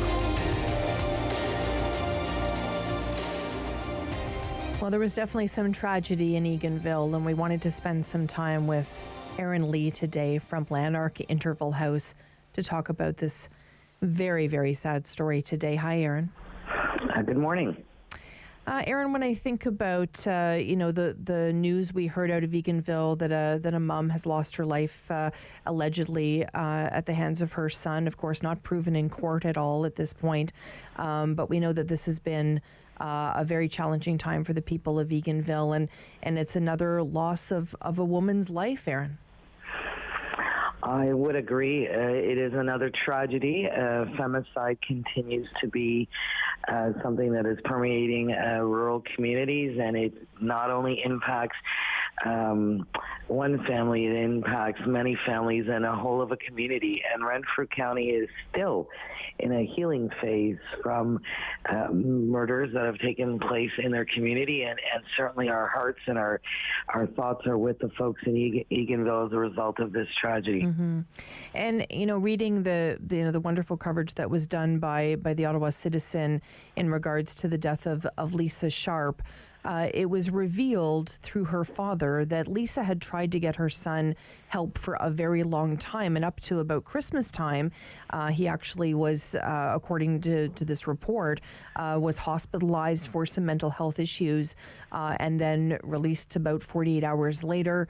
And then, a number of days later, unfortunately, this tragedy has unfolded, and it just, we know that the system is just, over capacity. We know that there's challenges in terms of the system, but that was part of this story that absolutely broke my heart, knowing that this mom, what her every day would have been like, and maybe to feel a little bit of a reprieve that he was going to get some help, and then we have this result. Yeah, I think that, as the neighboring county, I'm certainly not familiar with the family, but certainly could tell you that many families where there's an escalation and volatile violence and risk, we know that there are certainly permeating factors. Certainly we know that mental health and trauma are realities in many people's lives, whether they be victims or alleged perpetrators of violence. And I think that, we have to look at all parts of the system in terms of where do we enter? What are our entry points into systems in terms of trying to eradicate or stop violence? I mean, I think that we have to look at root causes, but I think that we still have to face the reality at the end of the day that there's been another femicide in community. So I do believe that, the systemic change and the entry points and the outreach and risk assessments are really important factors in looking at how we work together as community to end violence. And we've talked a lot about language, Erin. You and I have spoke a lot about the language around the word femicide. How do we know when to call a homicide a femicide? I think, many of us have talked about this for years. I know that the initial outcome of Eganville was called a matricide because it was a mother who was allegedly taken by one of her children. I think that femicide is really about the fact that the woman is targeted because she is a woman. And I think in this particular case, what we understand is that she is a woman and she was the target of violence because she was a woman, and she was, regardless if she was a mother or not a mother, she was a woman. And so I feel like we have to be mindful that we have to be sensitive to the realities of families and mental health and issues. But I think that, to me, it still resonates as a femicide. Mm-hmm. And Erin, you referenced the fact that, this community is still recovering, trying to heal from the murder of three beautiful women coming up on 8 years ago. And it's amazing to see how, the community has really stepped up and embraced this through a campaign I know that you initiated. Walk us through a little bit of any updates in terms of the See It, Name It, Change It campaign. I think that the See It, Name It, Change It campaign is spreading. It's growing. And I think what we're trying to do is make sure that we can make a curriculum or information available to community, and that we're not just focused, the See It, Name It, Change It campaign is not focused on shaming folks. It's not focused on one particular community of people. It's to educate those who maybe see it and are afraid to name it. It's to empower our education systems that are fraught with challenges around how they can speak to kids and how they can address violence in their schools. And it's also to speak to people who maybe are abusers or who are making poor choices and are making those kind of comments and behaving in a way that might be seen as problematic. How do we not shame those folks and be able to have a conversation with them so that they feel like they can say, you know what, I think I'm one of those people who makes those choices. I need some help to make that different. And how can we, again, look at an entry point for us to be able to do those pieces? So unpacking some of that. So we are continuing to move the campaign forward. It has been embraced by Renfrew County, and it is being used there. We are working on other tools to go along with the See It, Name It, Change It campaign. And I was just, Sam, in Toronto at ROMA, which is the Rural Ontario Municipalities Association, and I was able to have a delegation with the Lanark County Council with Minister Fullerton, who is the MCCSS minister, as well as the Associate Minister, Charmaine Williams, whose portfolio is related to women's equity and socioeconomic development, and was able to meet with them to talk to them about the inquest, the recommendations, the need for funding around education, and how we need to work together with our government to implement the recommendations from the inquest. And honestly, that was just days before the Eganville homicide. It was also, later than the Deep River femicide that happened some time ago. So I think that we're continuing to try and ensure that voices that are otherwise unheard are being heard loud and clear by our government and by our community, and saying, we hear you, we see you, and let's work together to make this different. Do you think we'll see those recommendations be taken seriously by the province, Erin?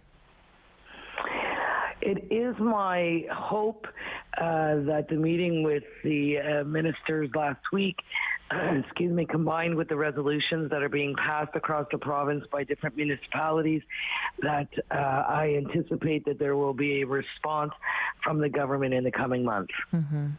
Well, we'll be following that very closely. And Erin, I wish this was a more positive topic today, but we're thinking about Lisa Sharp and her family and that loss in that community. We know that she worked in early childhood education. We know that she worked at her local chiropractor's office, and she was definitely someone that's going to be missed terribly in her community.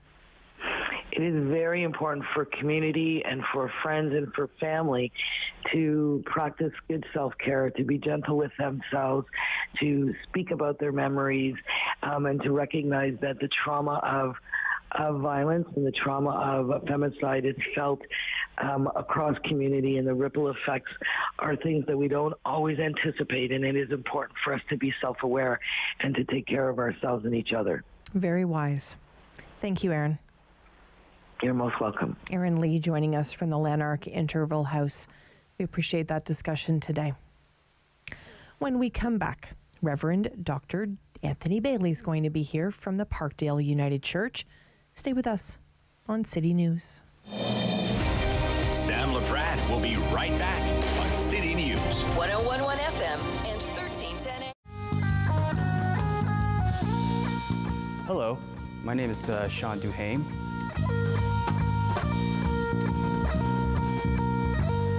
And this is the Sean Duhame Trio. I hope you enjoyed. Play 4 games of bingo from the comfort of your own home each Monday at 7 p.m. for your chance to win money from our $2,000 regular bingo or $5,000 super bingo night. Kiwanis TV Bingo, Mondays at 7 p.m. on Rogers TV.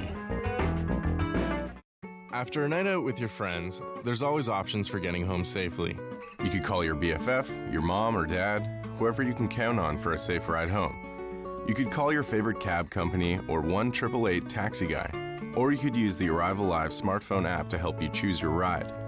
Be it a friend, transit, or taxi, getting home safely is app easy. Now available for iOS and Android devices. Visit arrivealive.org to find out more. Arrive Alive. Drive sober. At Celebrate Ottawa, we love showing you something a little different. We showcase remarkable people highlighting the city's diversity in arts, culture, sports, and nature. We will show you features that prove Ottawa is a vibrant and exciting city. We'll entertain you and we'll even teach you new things. Join me, your host, Lila Grine, as we explore and celebrate Ottawa.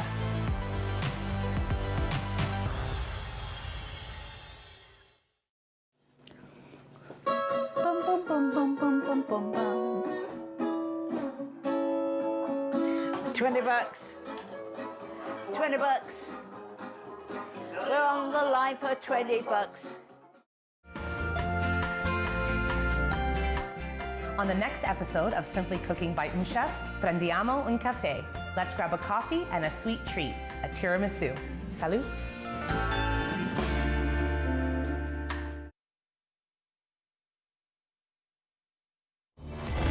Number 1 for local news, traffic, and weather for Ottawa and the Valley. This is City News 1011 everywhere. It is Thursday, February 2nd. Good morning. I am Damilola Onime. Right now in Ottawa, -3 feels like -10. In Smiths Falls, it is -2 and feels like -8. And here's what's making news this hour. The federal government has tabled a bill seeking to delay the expansion of medically assisted death until March of next year. Justice Minister David Lametti tabled the bill seeking the extension this morning. In his 2021 updates, the federal government had agreed to expand eligibility to people whose sole condition is a mental disorder. The law puts a 2-year clock on the expansion, which is set to expire on March 17th. Now, that gives the Liberals 6 weeks to pass a new legislation that would add another year to the delay. The Shepherds of Good Hope and the Ottawa Mission will increase ground checks and other services tomorrow as we gear up for the first extreme cold snap tomorrow, with the weather forecast expected to reach -30 to -40 range. Adrian Arsenault, Senior Manager for Transitional Shelter and Community Volunteer Services at the Shepherds of Good Hope, tells us they are currently at capacity, but they have things like winter gear and bus passes to give out to vulnerable people who need them.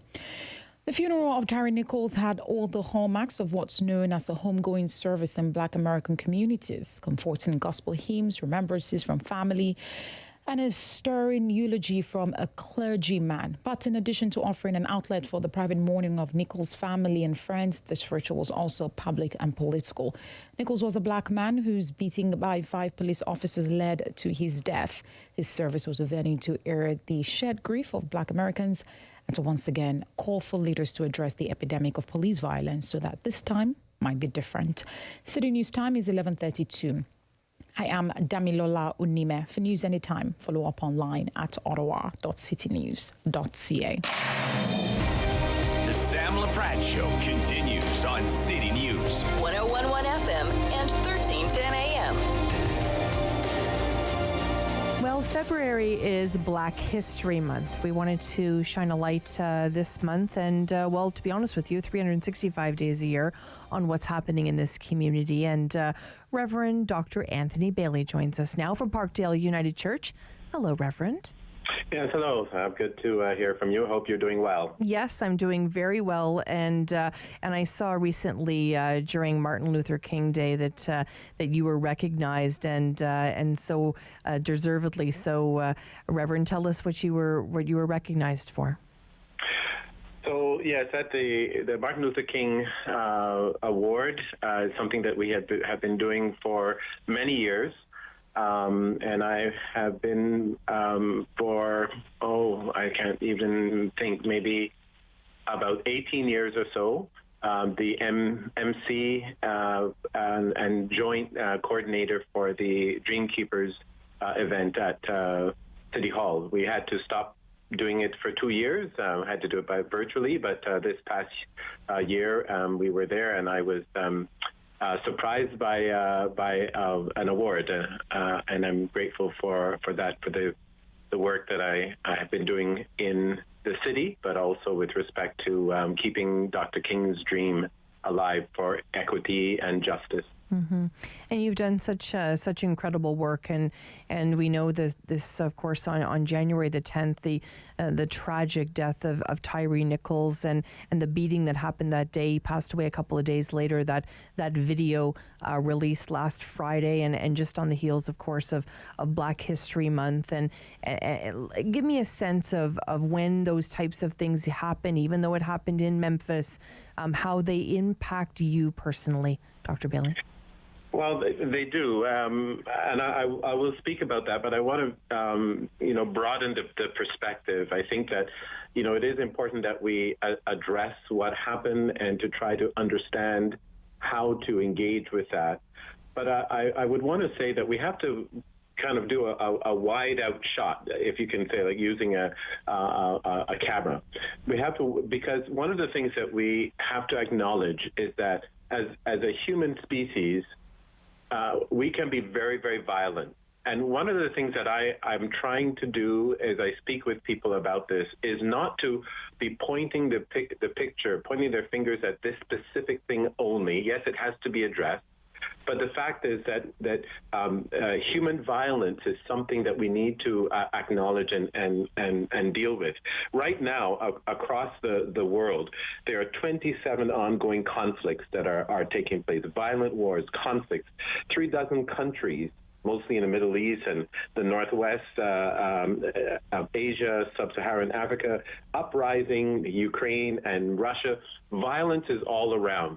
And so we have to try to put this into a context and to say that, whether it is white on black, black on black, Asian on Asian, look what happened in Monterey with the indigenous, with the Asian community shooting the people. We have this penchant, unfortunately, for violence. So it's important for us to have a context in order to explain and to understand this. So people say, well, this is crazy. You have 5 black officers who beat this young man who's just trying to get home, Tyree. And so when we focus it like that, we don't realize what are the impinging realities that are at work. This is not to absolve those officers at all. Don't get me wrong. But we have to understand that we live in this context of violence that we have to really push back on. So, for instance, you had the 5 officers there. There were others standing around, white and black others, who did not intervene at all. Something came over them, so to speak, that rendered them not sufficiently caring and compassionate to do something for this young man. So I struggle with this, with focusing specifically on this and not seeing the larger reality that all of us are impinged with. Does that make sense to you? Absolutely. It's such an important perspective, and I really do appreciate you sharing that. And I know that as we're in Black History Month, this is an opportunity for us to learn where should we start, Reverend Bailey. I'm hoping it's not the start for somebody, but where should we continue learning about people that maybe have made an impact, particularly in this community? Yes, I think it really requires a posture of humility, and to say that, we don't know everything. We need to learn from each other. We need to experience each other's existence, their particular ways of thought and so forth. We need to we talk about diversity and inclusivity, and those are important, but they need to be much more targeted. In other words, building relationships with people that you might not necessarily want to be engaged with and so forth. But when we are in spaces where we can come together with diversity, we discover not only the incredible things that we hold together. We love our families. We want to be safe, that human penchant for thriving and so forth. But we discover that how those things are played out in different religions, in different customs, and so forth, bring a diversity that helps enrich us as a human community and enable us to understand each other better, so that we can issue a better, a more equitable, gracious invitation to bear life with each other in special ways. And I think that's very, very important. We don't want just performative things.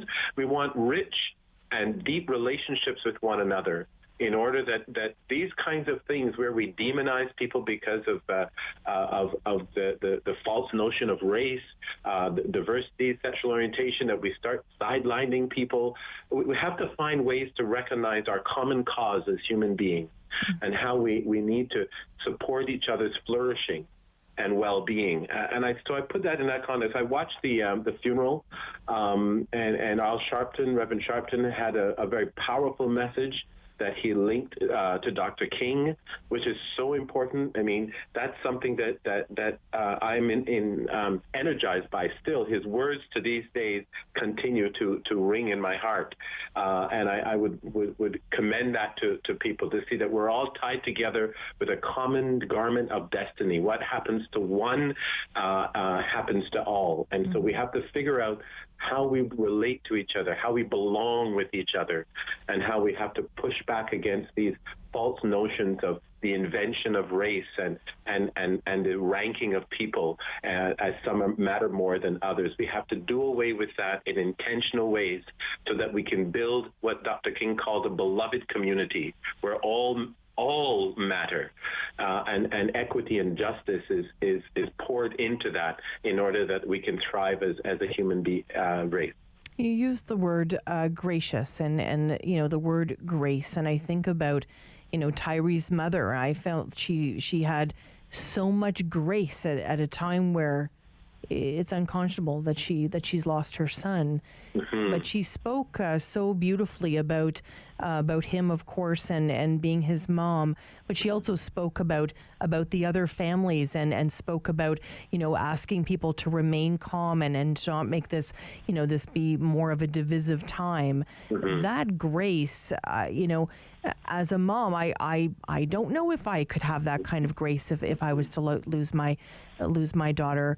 Speak to me a little bit about that grace. Yeah, well, I'm glad that you mentioned that. Obviously, as a minister, this is something that we talk about the grace that comes from God, but the grace that is extended to others. And what you saw, both in terms of Al Sharpton's sermon and Tyree's mother, is the incredible resilience that people of African descent are continuing to curate and continuing to lift up. Because that grace says that we are not going to respond in kind. We're not going to respond with violence. We're not going to respond with hatred. And here you see the handprint, so to speak, of Dr. King's message.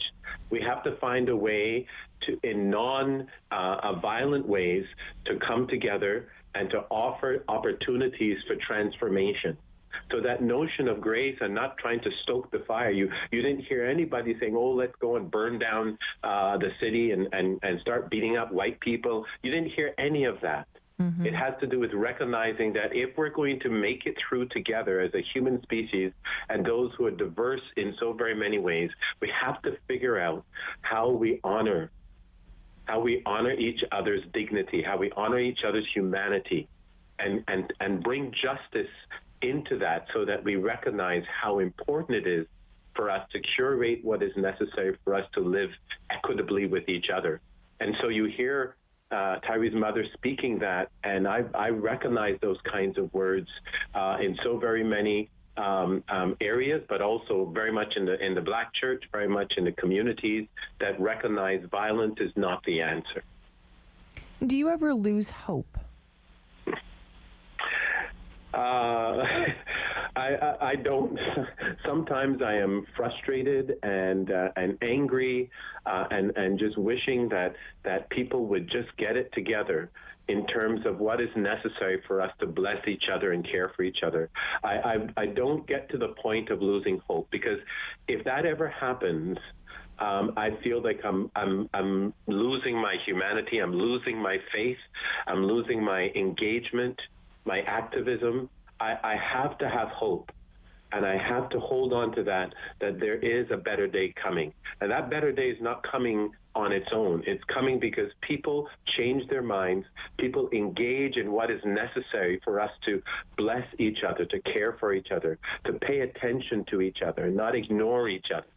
When we do that, we push back against those forces of violence and extremism and sidelining. We push against those with the gifts that we have of grace and hope and justice and love and equity. Those are the kinds of things that will bring and curate a society that we long for, even if we may not be actively engaging in it.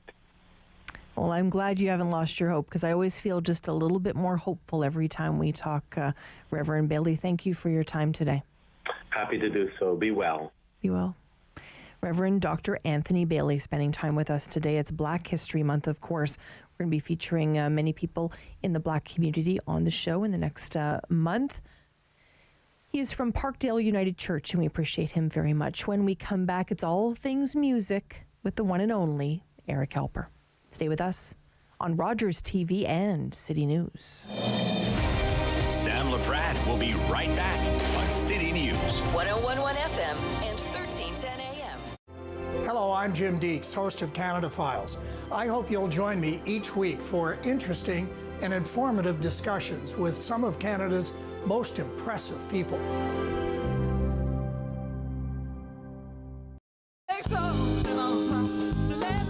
Salut tout le monde, je m'appelle Jessie Lindsay. Venez écouter mon spectacle Encore Ottawa 3 sur Rogers TV cette semaine.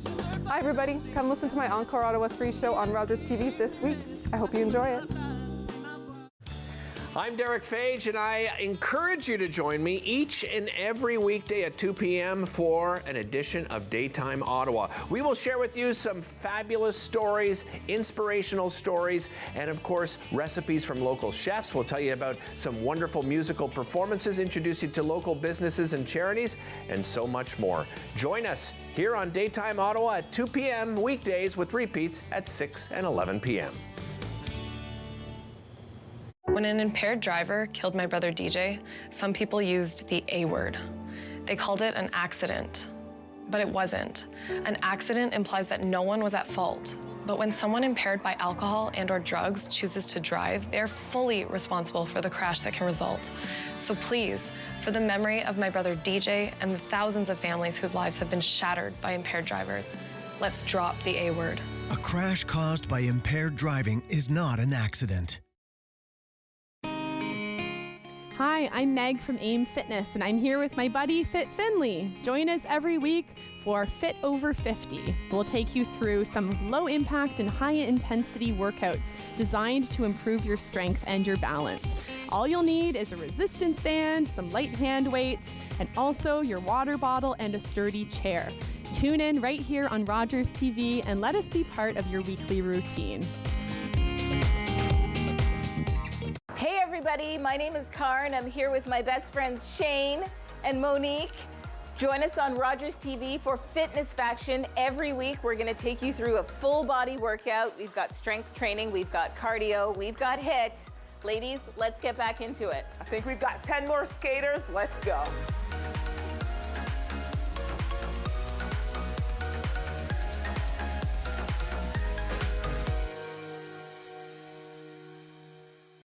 Join me for Season 3 of Paula Roy's Favorite Foods.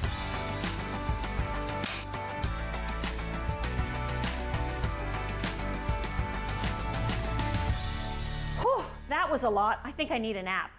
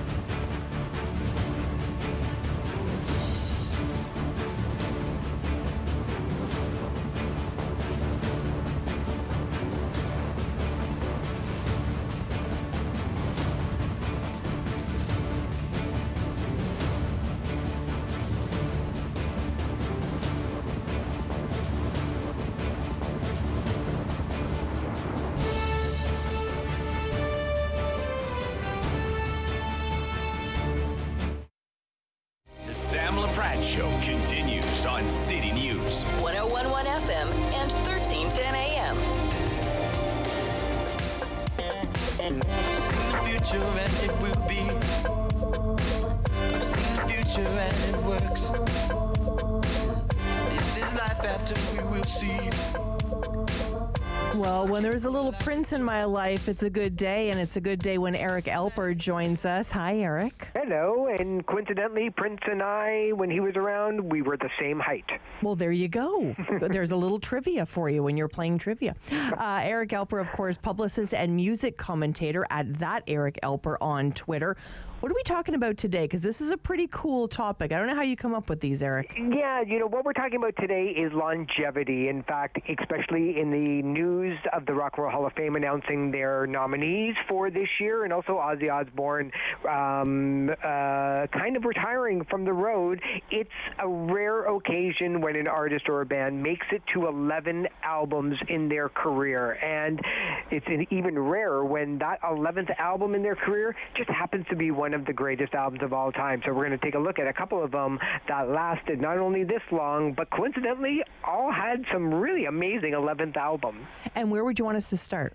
Let's start with the band Yes and their band 90125. Their 11th album back in 1983 brought them to a whole new generation of people thanks to Own of a Lonely Heart, and kind of kickstarted their next kind of 25 years worth of touring behind them based on this album. Well, that's fantastic. And so give us a sense of, I don't know a lot about that band, to be honest with you. Give us some history there, Eric. Oh, basically, if you like progressive rock, if you like songs that last more than 27 and a half minutes, if you like long guitar solos, this is a band for you. And then all of a sudden, slowly in the 80s, they shortened up their songs, got a little bit tighter. They became far more melodic, and their videos became more colorful and more starker.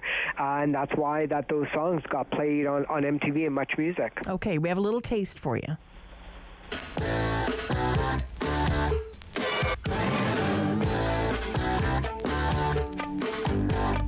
Move yourself. You always live your life, never thinking of the future. Okay, well, everybody knows that, Eric. Yeah, for sure. And everybody would probably know the next artist, and that, of course, is Prince, and his Batman album happened to be the 11th album that he did. And this was an era in the late 1980s when nobody could tell Prince what to do, and with very good reason. He had so many successes with Purple Rain and Sign of the Times. But when he decided to do the soundtrack for Batman, it wasn't your usual orchestral movements. It was pure party man Prince all over again, and Prince loved Batman, so this was a big thrill for him, and it sold over 2 million albums in the U.S. Wow, that's phenomenal. That's amazing. And let's head to the Beach Boys now. We're going to play a little Beach Boys. Wouldn't it be nice if we were older, then we wouldn't have to wait so long? And wouldn't it be nice to live together? Well, there's a classic, Eric. Yeah, for sure. And one of the greatest headphone albums of all time, and that's Pet Sounds in 1966. And you think, well, the Beach Boys doing 11 albums, and it was like back in the 60s, you kind of recorded maybe 2 or 3 songs, they became hits, and then they stuck that along with 7 or 8 other kind of filler songs on the album. So they got to the 11th album pretty quickly in 1966, and still one of the greatest albums of the 60s or any era. Well, and you know my love of Fleetwood Mac. Now here you go again, you say you want your freedom. Well, who am I to keep you down? Well, of course, 1977 with Rumors. Talk to us about this one, Eric. Yeah, when it came to Fleetwood Mac, it's just remarkable that they lasted this long, especially around the time that they were writing and recording the album Rumors. Christy McVie and John McVie was in the middle of a divorce. Mick Fleetwood, the drummer and leader of the band, discovered that his wife was having an affair, and Lindsey Buckingham and Stevie Nicks, that beautiful romance just essentially fizzled into anger and hate and jealousy. But somehow somehow they were able to make songs that were able to channel all of this drama into these truly iconic songs that we're still listening to today. Absolute classics for sure. And of course, we have to talk about the Beatles. He wear no shoe shine, he got toe jam football, he got monkey finger, he shoot Coca-Cola, he say, I know you, you know me. One thing I can tell you is you got to be free. Come together. Well, of course, we could listen to that all day long, Eric. Of course, there's the Beatles. Yeah, there's the Abbey Road album from 1969, and even though that it was the last one that they recorded together, it was the second last one that they actually ended up releasing. It has Rock with Come Together, Because, and Something, and the whole side 2 is one of the great melodies of all time, with little snippets of songs that are kind of tied in together, and the only recorded drum solo that Ringo Starr ever did, and certainly one of the timeless albums. In fact, last year it was the it was the fourth best-selling vinyl record in the world. So it keeps on selling even after 54 years of being released. Wow, pretty incredible. Last week we spoke about Pink Floyd. This is a classic.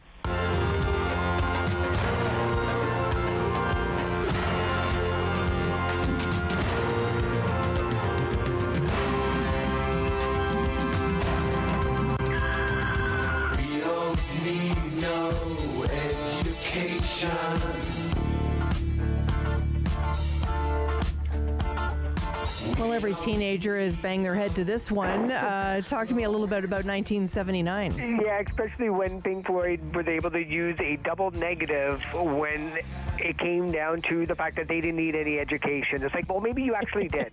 But, that was all, par for the course with Pink Floyd trying to, put the band members in the mindset of a whole new group of people to write a rock opera about one of the greatest double live studio albums of all time. It's got Mother, Another Brick in the Wall, and, of course, the classic Comfortably Numb that Roger Waters, the leader of the band at the time, he's still playing these songs live around the world, even though that the band Pink Floyd will probably never get back together again. But we still have that album, The Wall, from 1979. Well, you did it again this week, Eric. I don't know how you come up with these awesome topics, but they always make us happy here at City News. Yeah, I'm always happy to do it, and who needs sleep? There you go. Yeah, because you're sending me this on Saturday afternoons or Saturday evenings, which I'm always totally impressed by. I'm only here for you and you alone. Oh, you're so sweet. Eric Alper, of course, publicist and music commentator at That Eric Alper on Twitter. I don't know about you, but I'm feeling like a little Fleetwood Mac, a little Rumors to take us out here on City News as we head into the lunch, everyone. Stay with us. You say you want your freedom. Well, who am I to keep you down? It's only right that you should play the way you feel it. But listen carefully to the sound of your loneliness, like a heartbeat as you make in the stillness of remembering what you had and what you lost and what you had. Sam Laprade will be right back on City News. 1011 FM and 1310 AM. Hello, my name is Sean Duhame.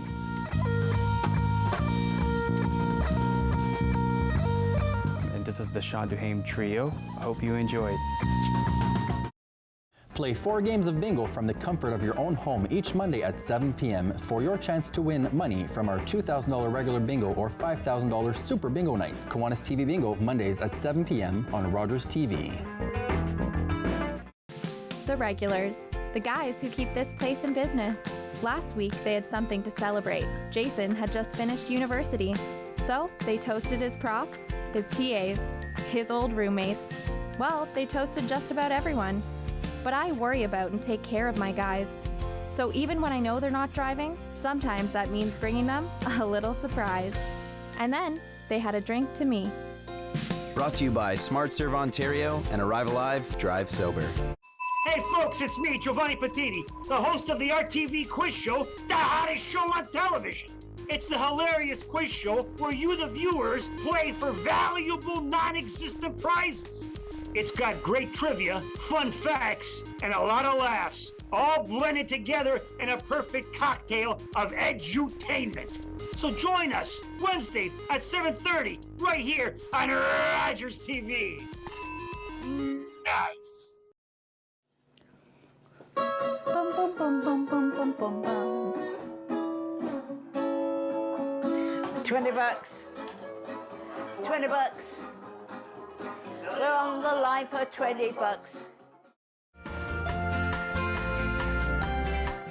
On the next episode of Simply Cooking by Chef, prendiamo un café. Let's grab a coffee and a sweet treat, a tiramisu. Salut!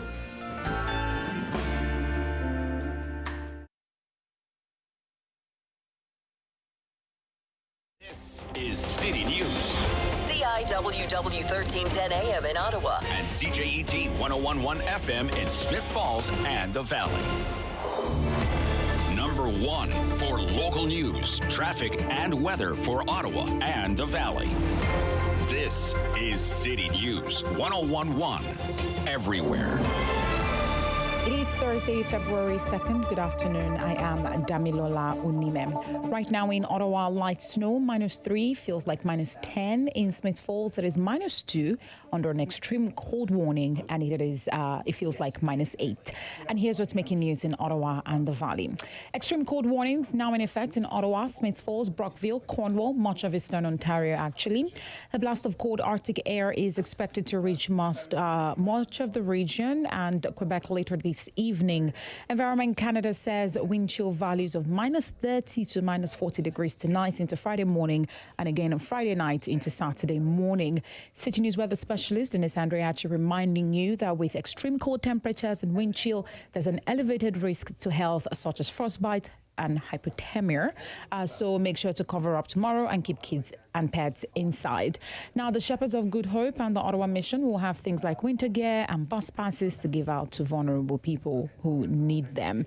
With the weather forecast for Ottawa and the Valley, here is City News weather specialist Denise Andriachi. Extreme cold warnings now blanket southern Ontario, Ottawa, Smiths Falls included in that weather alert. We are expecting wind chill values between -40 to -45 overnight. Friday night into Saturday, once again, we will have these wind chills. So dangerously cold conditions for a couple of days before we get back to near seasonal for the end of the weekend. Our guaranteed high for today, -2. City News Time 12:02.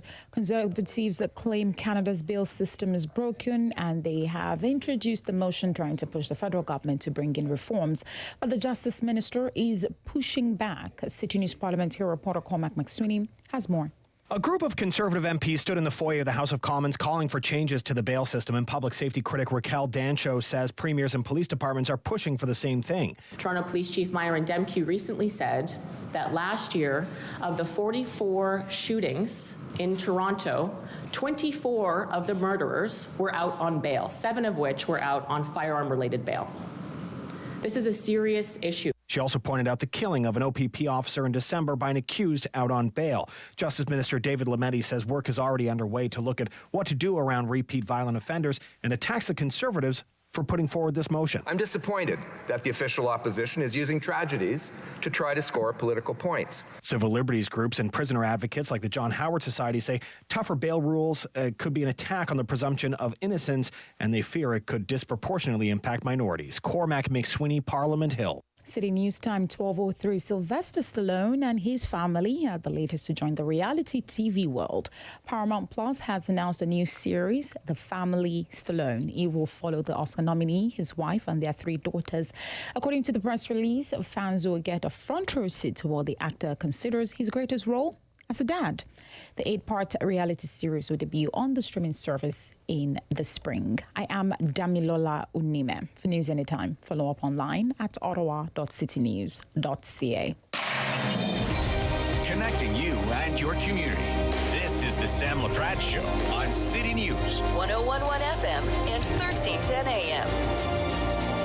Well, it's lunchtime, everyone. Thank you so much for spending your lunch with us. We've asked a couple of people to pull up a chair at the table today and have lunch with us here on City News. We've invited Marianne Wilkinson, former mayor of Canada and former councillor for Canada North. Hi, Marianne. Hi, how are you doing? It's great to have you here. We've asked Derek Fage to join us for lunch too, host of Daytime Ottawa on Rogers TV, and of course he fills in for us here on City News. Hi, Derek. Hey, Sam. How are you? Good. Thanks so much for joining us, Marianne. Are you missing politics? Do you miss being at the table? I don't miss being at the table. I'd had enough of it. But I'm still involved with the community. I mean, I'm not the kind of person. I'm on a number of boards and commissions. I help our local councillor on issues. I just followed to be a participant in a hearing on a development, and so I take part in things still. And, Marianne, I think about your career and, I don't think anybody really understands what those jobs are like unless they've done them and been close to them in terms of the amount of time that they take and the sacrifices for family and for your own life. My family got kind of used to it since I was first elected when my kids were 5, 2, and newborn. So wow. They actually turned out pretty well, so I don't think it hurt them too much, and they have a great cat. That's fantastic. I don't think it hurt them at all, Marianne. I know you're a great mom, and what do you think? We've been following the budget at all, the latest budget I've been listening to it a bit and taking a look at it, the city budget. It's not dissimilar to other budgets that I've seen in the past. I mean, the city's budget process their offices really are very complicated. I mean, cities do so many different kinds of things. It's not like a business which is more narrowed down to a few things. There's so many different things for different kinds of people and all. It's really difficult to handle everything. Mm-hmm. This budget is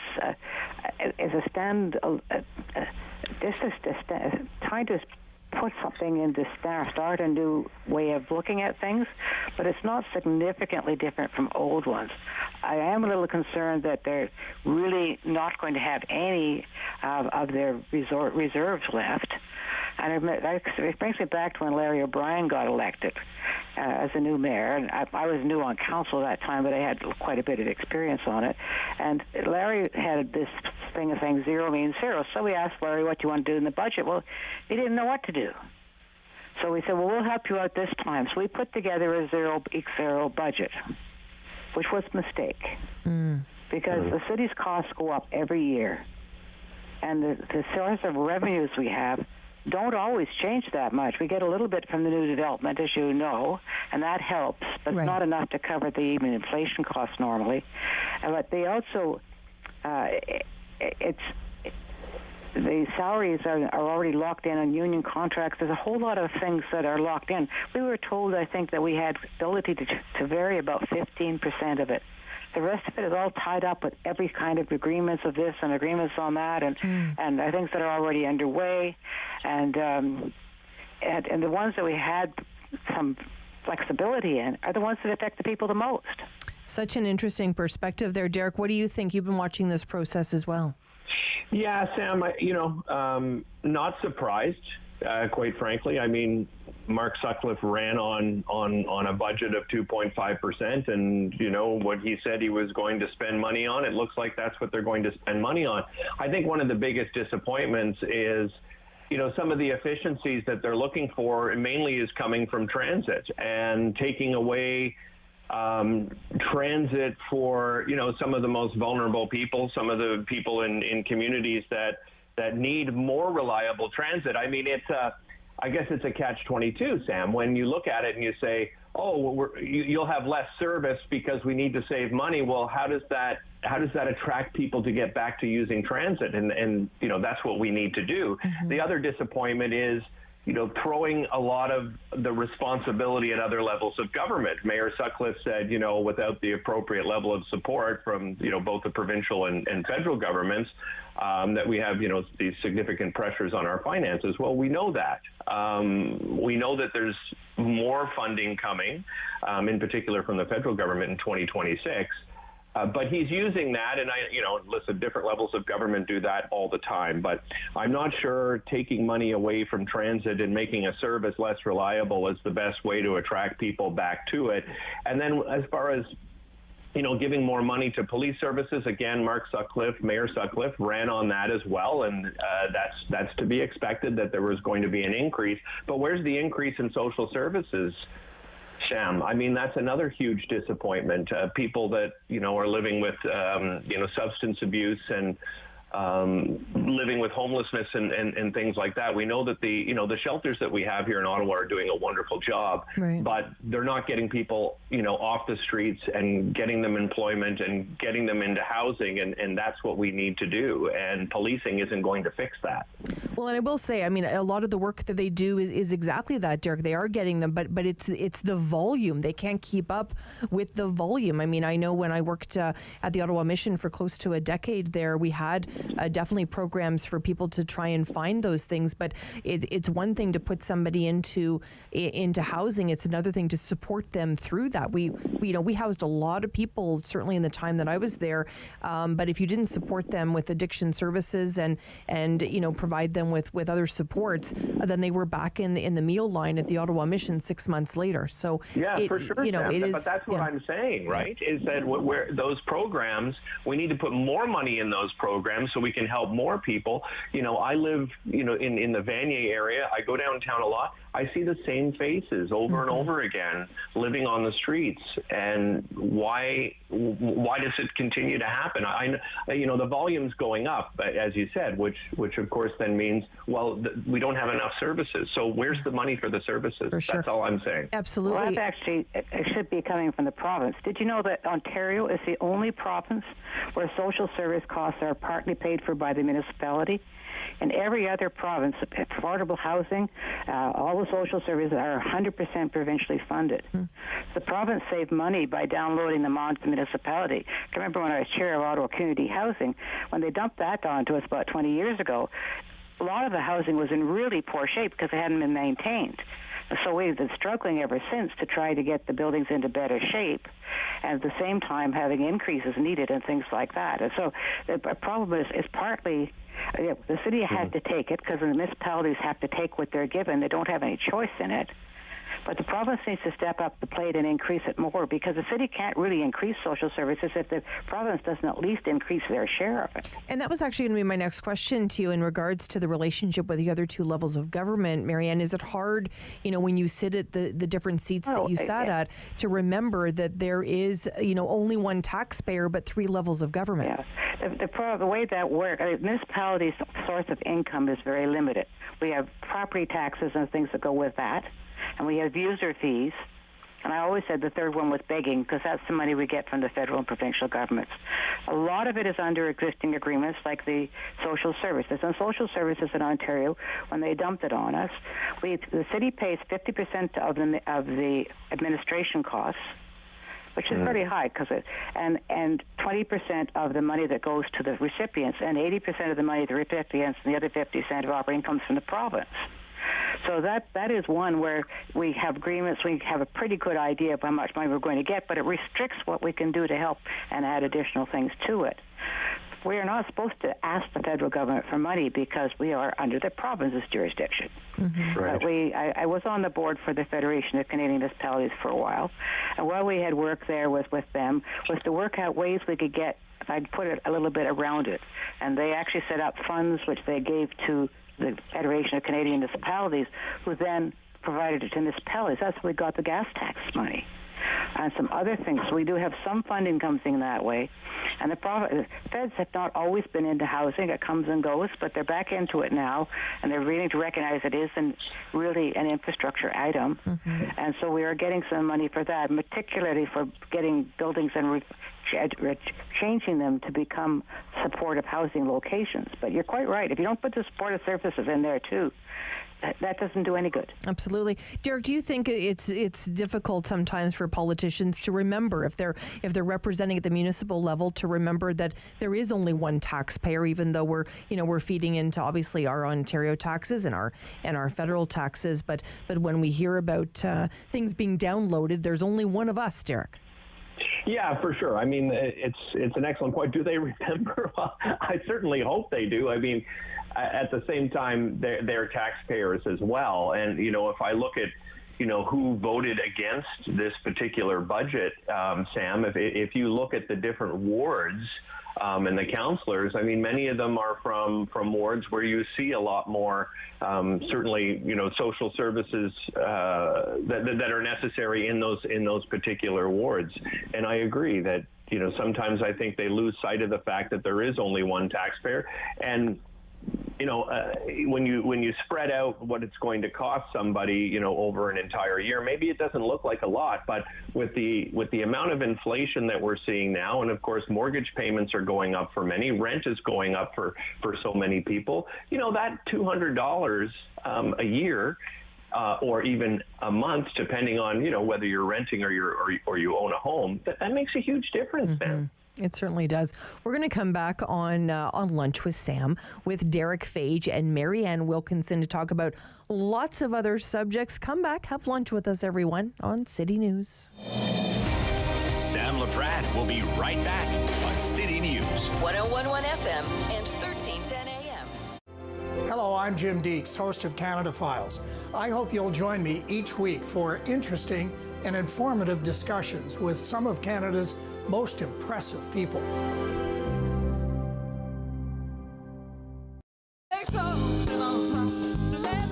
Salut tout le monde, je m'appelle Jessie Lindsay. Venez écouter mon spectacle Encore Ottawa 3 sur Rogers TV cette semaine. Hi everybody, come listen to my Encore Ottawa 3 show on Rogers TV this week. I hope you enjoy it. I did it. I need it. A hero gave it. And I am alive. As an organ donor, you can save up to 8 lives and enhance the lives of 75 others. Please go to our website. Pledge a gift of life. You'll be glad you did.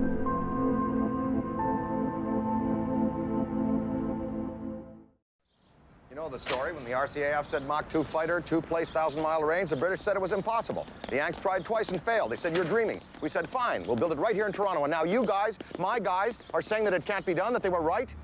Now that's the rocket that we used to get the model up to speed, and then the onboard sensors tell us that... Come on, baby. Damn it! But we did it according to your specs. The specs have changed.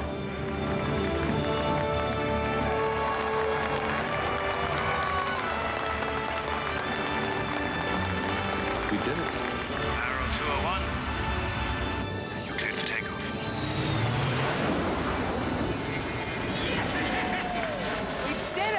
Although the government canceled the project and destroyed the prototypes, the Avro Arrow remains for Canada a world benchmark in aerospace achievement.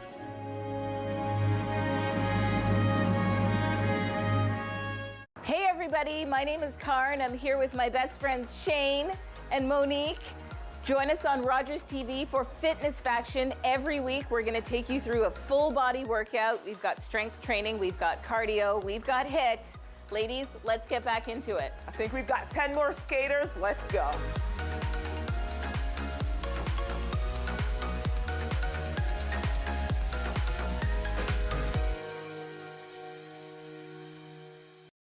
Join me for Season 3 of Paula Roy's Favorite Foods.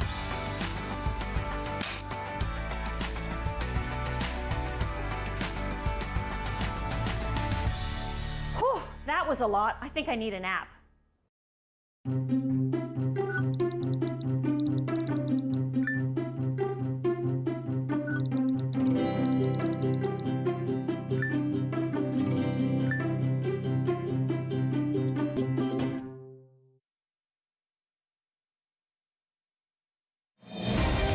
Sam Laprade Show continues on City News. 101.1 FM and 1310 AM. Thank you for spending spending time with us on City News, especially at lunchtime. We love inviting community leaders, business leaders, sometimes politicians to the table to talk about all things happening in our community. And sometimes we talk about those national topics too. We've included Derek Fage today, host of Daytime Ottawa on Rogers TV. Fills in for me too here on City News. And Marianne Wilkinson is back as well, former mayor of Canada, former councillor for Canada North. Let's head all the way to British Columbia, Derek, and talk about BC, of course, decriminalized small amounts of drugs this week for those 18 and over in regards to recreational drugs. Should Ontario follow suit, Derek? Yeah, I think so, Sam. The reality of the situation is that, you know, when you get addicted to some of these hard drugs, the cycle is very difficult to certainly get out of. Again, you know, it goes back to some of those services we were just discussing. What's happening to people that are getting arrested with small amounts? I don't think a lot, Sam. You know, how long are they staying in jail, or are they really getting the services necessary if they do get jailed for a small amount of possession? No, it's not happening in that kind of environment. And quite frankly, I think one of the reasons BC did it, and I'm sure you've seen it here in our city, is people are openly doing drugs. I certainly have seen it in my community. I've seen it downtown. I've seen it in other areas of the city as well. The police are ignoring these types of things because the police realize that, you know, that's not necessarily going to help the user, is by bringing them to jail and having them stay for a couple of nights or even longer. So I think it's a necessary change in the way that we look at drug addiction and drug possession. Certainly, you know, those that are dealing are the people we should be obviously, you know, incarcerating and trying to, you know, get off the streets. But as far as the small possession user, I don't think it does us any service whatsoever, Sam. Well, not everybody agrees. Pierre Poilievre, leader of the Conservative Party, had this to say. In Vancouver, the same 40 offenders were arrested 6,000 times in a year. That's 150 arrests per year per offender. And Trudeau wants to release them again and again into the community, where they do more and more violence, sometimes committing multiple crimes in the same day and being arrested multiple times within the same 24-hour periods. Marianne, what do you think about this I don't topic? think he's even talking about what we're talking about anyway in that one. But I think recreational drugs, it's got to the point now that to pick somebody up for that, it's not going to help much, because unless they get the treatment they need to be able to get off the drugs, it's going to just keep on happening. Mm-hmm. And the other aspect is sometimes the drugs they get are tainted and things, and I think there should be a way that they can get those small amounts by going to a center or someplace and getting safe drugs. And the safe drugs is as important as anything else, because there are people dying because they get tainted drugs. Mm-hmm. And Marianne, he was speaking, Pierre Poilievre was talking about the fact that, you know, these people were arrested, and now he's saying they won't be arrested and continue to do this type of thing. He didn't say what they were arrested for or anything else. Oh, it's drug possession. Yeah, drug possession. We'll talk about that. Okay, it wasn't in there what he said. Yeah. Because but I arrested him 40 times for drug possession, and they really believe, what are you going to do? Keep them in jail forever? We don't have, the cost of that is formidable. The whole cost of it in the system is very, very high. The problems we have in our prisons where they're overcrowded like that are just made worse by having more and more people coming. So if you could get that off that and start to deal with it as a social issue, which is what it is, and start, instead of putting that money, putting them in prison, let's start putting the money into putting some treatment together. And to be fair to Pierre Poilievre, he's saying that if he was to come into power, if he was to be our next prime minister, he would scrap this program and put more money into that. He is saying that. And where's he going to get it from? Well, and exactly, I'd love to know the magic wand that he has in terms of the money for that. He doesn't like raising taxes. Yeah, it's going to be interesting. I mean, some of the reality, Sam, wouldn't it be getting some of the money from all the resources and funds that it takes to have these 6,000 arrests happen, right, per year? That's a lot of money. People don't realize, going through that system, it costs a heck of a lot of money. Jailing people costs a heck of a lot of money. But he didn't say he wanted to decriminalize the small possessions, in which case the arrests are still going to happen. No, he wants to cancel that program. He does not want the decriminalization of drugs in BC or Ontario or any other province. He wants to scrap that program for sure. I know, but if he does that, then the people are still going to be arrested, and he won't have any savings to pay on fixing things up. Well, and I think that's why it's such a complicated topic, to be honest with you. Derek, let me ask you this. Is it time for a federal election? I don't think so. I'm not sure that it would serve Prime Minister Justin Trudeau well to call an election at this point. Now, Pierre Poilievre, he certainly has some momentum right now,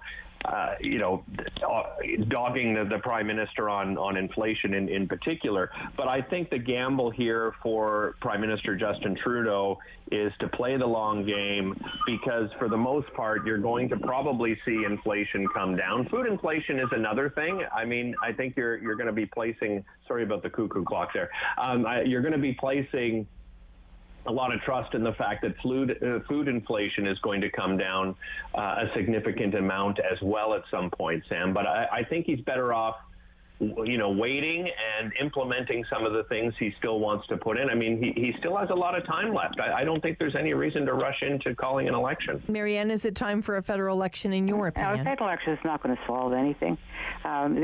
People think elections solve a lot of things. All they do is make one person argue to another person arguing, and cost a lot of money to run them. I think the most important thing is to try to encourage them to do the kinds of things that people need. I think some of the things that they are doing on the health care system right now, they're having a meeting coming up to give more money. These are the kind of things that we don't want to stop happening. Every time you have an election, all these issues that need to get dealt with are put on hold for quite a long period of time. So I think having election for an election's sake is never a good idea. And then we have rules about elections anyway, and let's just follow them and just get on and get the work done. Mm-hmm. Do you think when that next election comes around, Derek, in your opinion, would Jagmeet Singh be the leader of the NDP party? Do you think the party will take him into the next election after propping up the Liberals? I think so, Sam, because I think they did get a lot of what they wanted. I mean, there's been, in a certain sense, there's been a lot of success on that side. If you ask me my opinion, do I think he should continue to be the leader? Not necessarily. I think they should go in a new direction, because they have not done well whatsoever. But I have a feeling that the membership will keep him into the next election. Mm-hmm. Now to a very, very important topic. Marianne, today is Groundhog Day. Do we put too much trust into a rodent? Well, it's kind of interesting, because I heard this on the news this morning about Willie, who they had to encourage to come out, etc. And Willie eventually did come out and did see his shadow, but evidently no other rodents, of which there are many that do this now, saw their shadow. So who do you believe? I know. Our Willie or the American not Willies? It is challenging. Derek, are you putting your money on Willie or what? I would like to. I think, this is just something fun. People that say, oh, it's useless. It's just a tradition. Right. It's something fun to do. Everybody tunes in, and I don't know, a lot of these smaller towns that do it as well. It brings the community together. I love the idea, quite frankly. Absolutely. It's the middle of winter. We need something. We need fun things. We need something. And I was thinking today, I don't think my daughter's seen the movie yet, so that might be fun for tonight to see Groundhog Day, the movie. Derek Fage, host of Daytime Ottawa on Rogers TV, filling in for me over the March break. Thank you so much for that, Derek Fage. My pleasure. Joining us today, Marianne Wilkinson, former mayor of Canada, former councillor for Canada North. Thanks for joining us for lunch, Marianne. Oh, it's kind of fun, and it's nice to be talking again. And I'm still, as I say, I'm a member of the community now, so I put my foot in lots of places. Well, there you go. We look forward to chatting with you again, Marianne. Okay. We're getting ready for the business lunch here on City News. Lots to talk about. We're going to talk if you feel like maybe your job is a little Groundhog Day every day. Stay with us here on City News. Sam Laprade will be right back on City News. 101.1 FM and 1310 AM. Hello, my name is Sean Duhame.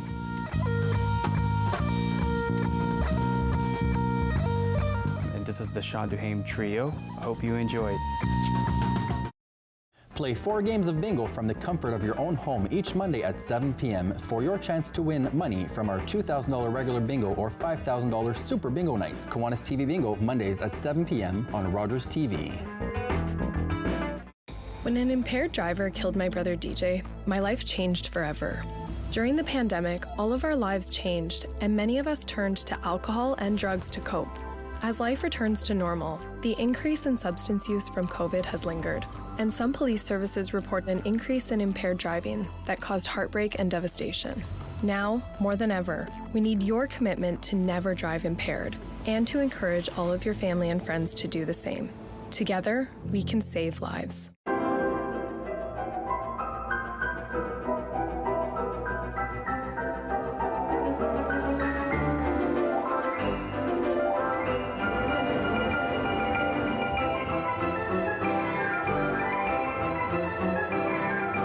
Hi, I'm Julian Armour from Music and Beyond. Join us for a new show this spring on Rogers called Music and Beyond Presents. Bum,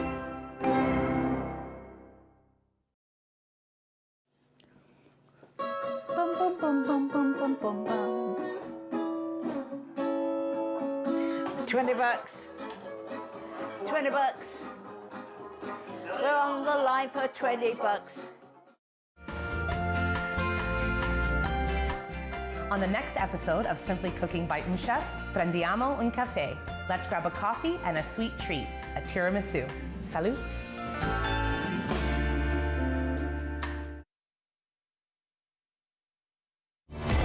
Number 1 for local news, traffic, and weather for Ottawa and the Valley.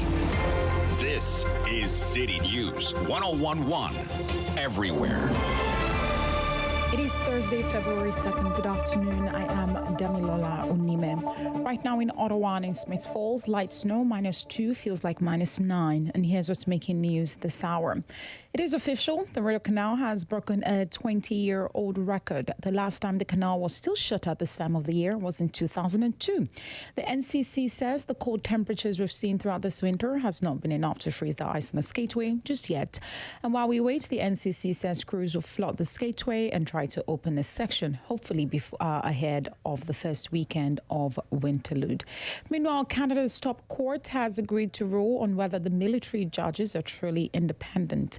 The Supreme Court of Canada announced its decision this morning in response to an appeal from several service members whose criminal cases are on hold.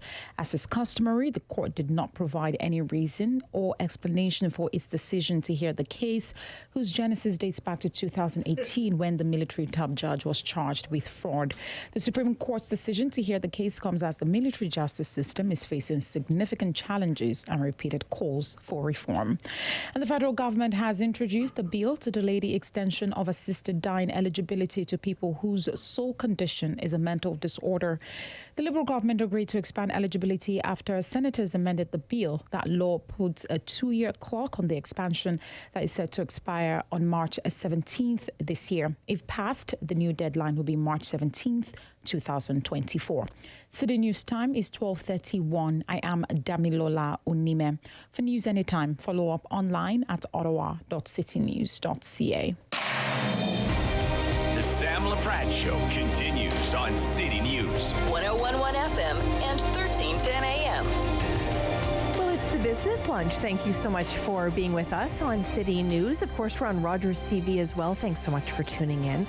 We wanted to spend some time today with Sandra Lavoie, Regional Director for Ottawa at Robert Half. Hi, Sandra. Hi, how are you? Great. Happy Groundhog Day.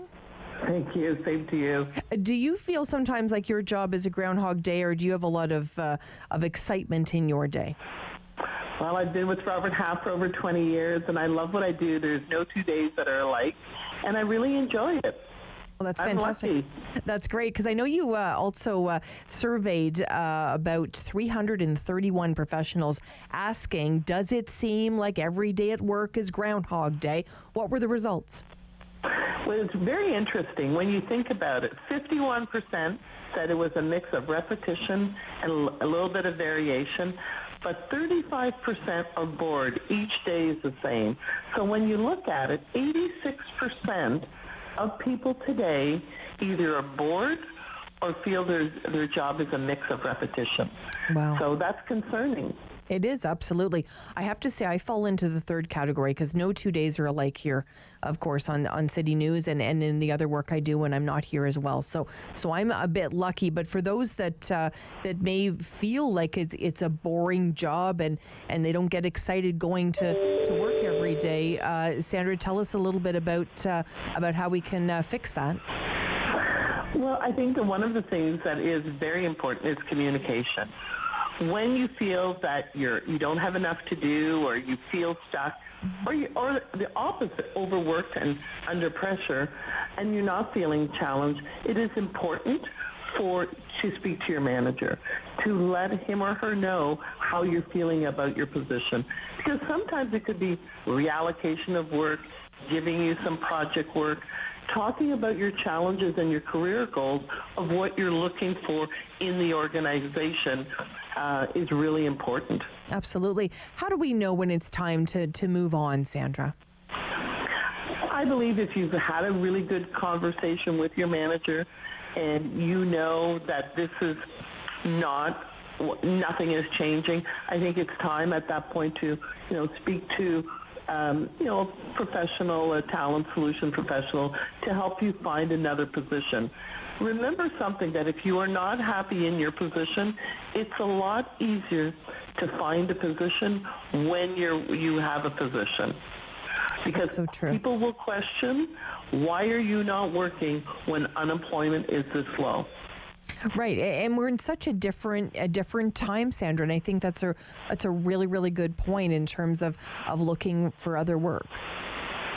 One of the things you also have to think about is when we looked at this, another survey just recently, 55% of working parents are looking at maybe another opportunity because of different reasons also, and one of them is boredom. Interesting. And people are really looking for that flexibility and maybe that boredom piece fits into that as well, because people don't necessarily want to go to the office now 9 to 5 every day of the week, Sandra. They don't. When we talk to candidates, they'll be saying maybe 2 days a week. One day would be better, or ideally remote.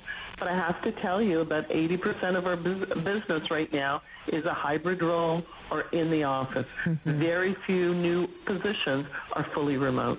When I see people talk about being bored or even just a mix of repetition and variation, I get a little bit concerned from the perspective of creativity and new ideas. It's hard if you feel like you're not being asked about new ideas or how to do things different or improve best practices, then you're also not sort of moving forward in terms of your work as well.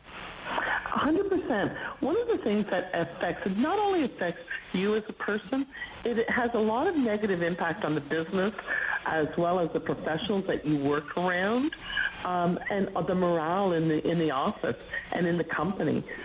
So there's a lot of impact when you're bored that is not really not only about you, but it's also about the company and your colleagues. Mm-hmm, absolutely. And tell us, when you do these polls, they're fun, especially today is lots of fun. Obviously, it gets to us chatting about different subjects. But what other topics are sort of top of mind for Robert Half right now? First thing is, when you look at it, job optimism is up. 50% of workers are currently looking or planning to look for a job in the first half of 2023, compared to 31% last May. So that's huge. And some workers are more likely to make a career move. Technology professionals, they're always looking for the newest technology, okay? 57%. Then we look at what is the geographic of people moving? The Gen Z and millennials.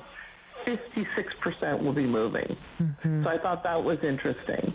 And employees who have been with the company for 2 to 4 years are your highest and most vulnerable that will leave.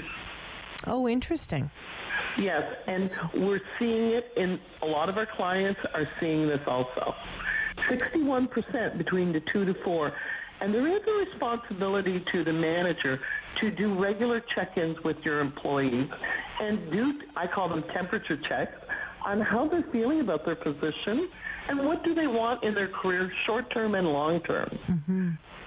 And when you feel recognized and you feel your manager really cares about you and has these conversations and helps you maybe with your career and what you're doing so you're not bored or gives you a mixed variation, you feel recognized, and also that is good for the employees, feeling I want to stay here. My manager really cares about my career. Mm-hmm.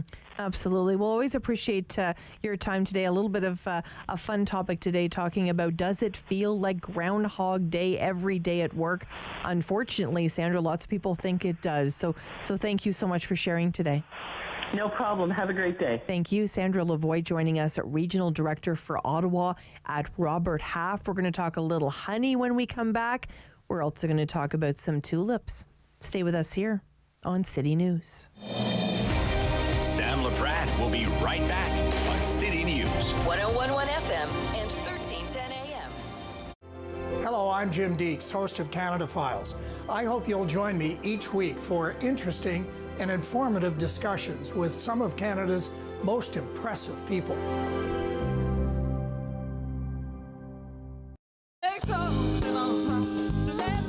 Salut tout le monde, je m'appelle Jessie Lindsay. Venez écouter mon spectacle Encore Ottawa 3 sur Rogers TV cette semaine.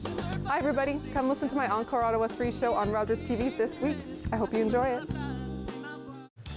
I'm Derek Fage, and I encourage you to join me each and every weekday at 2 p.m. for an edition of Daytime Ottawa. We will share with you some fabulous stories, inspirational stories, and of course, recipes from local chefs. We'll tell you about some wonderful musical performances, introduce you to local businesses and charities, and so much more. Join us here on Daytime Ottawa at 2 p.m. weekdays with repeats at 6 and 11 p.m.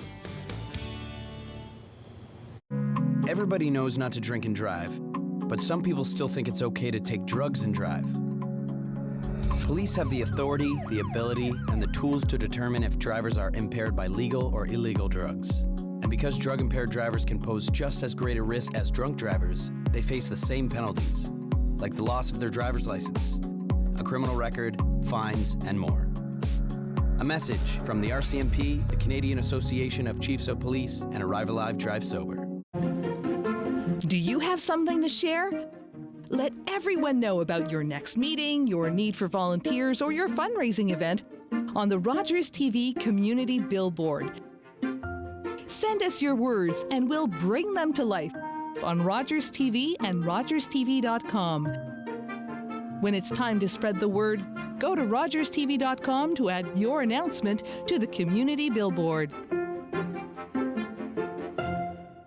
Hey everybody, my name is Karen. I'm here with my best friends Shane and Monique.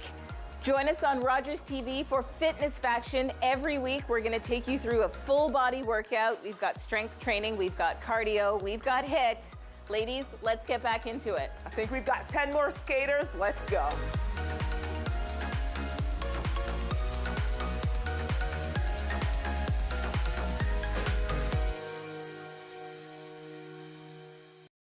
Join me for Season 3 of Paula Roy's Favorite Foods.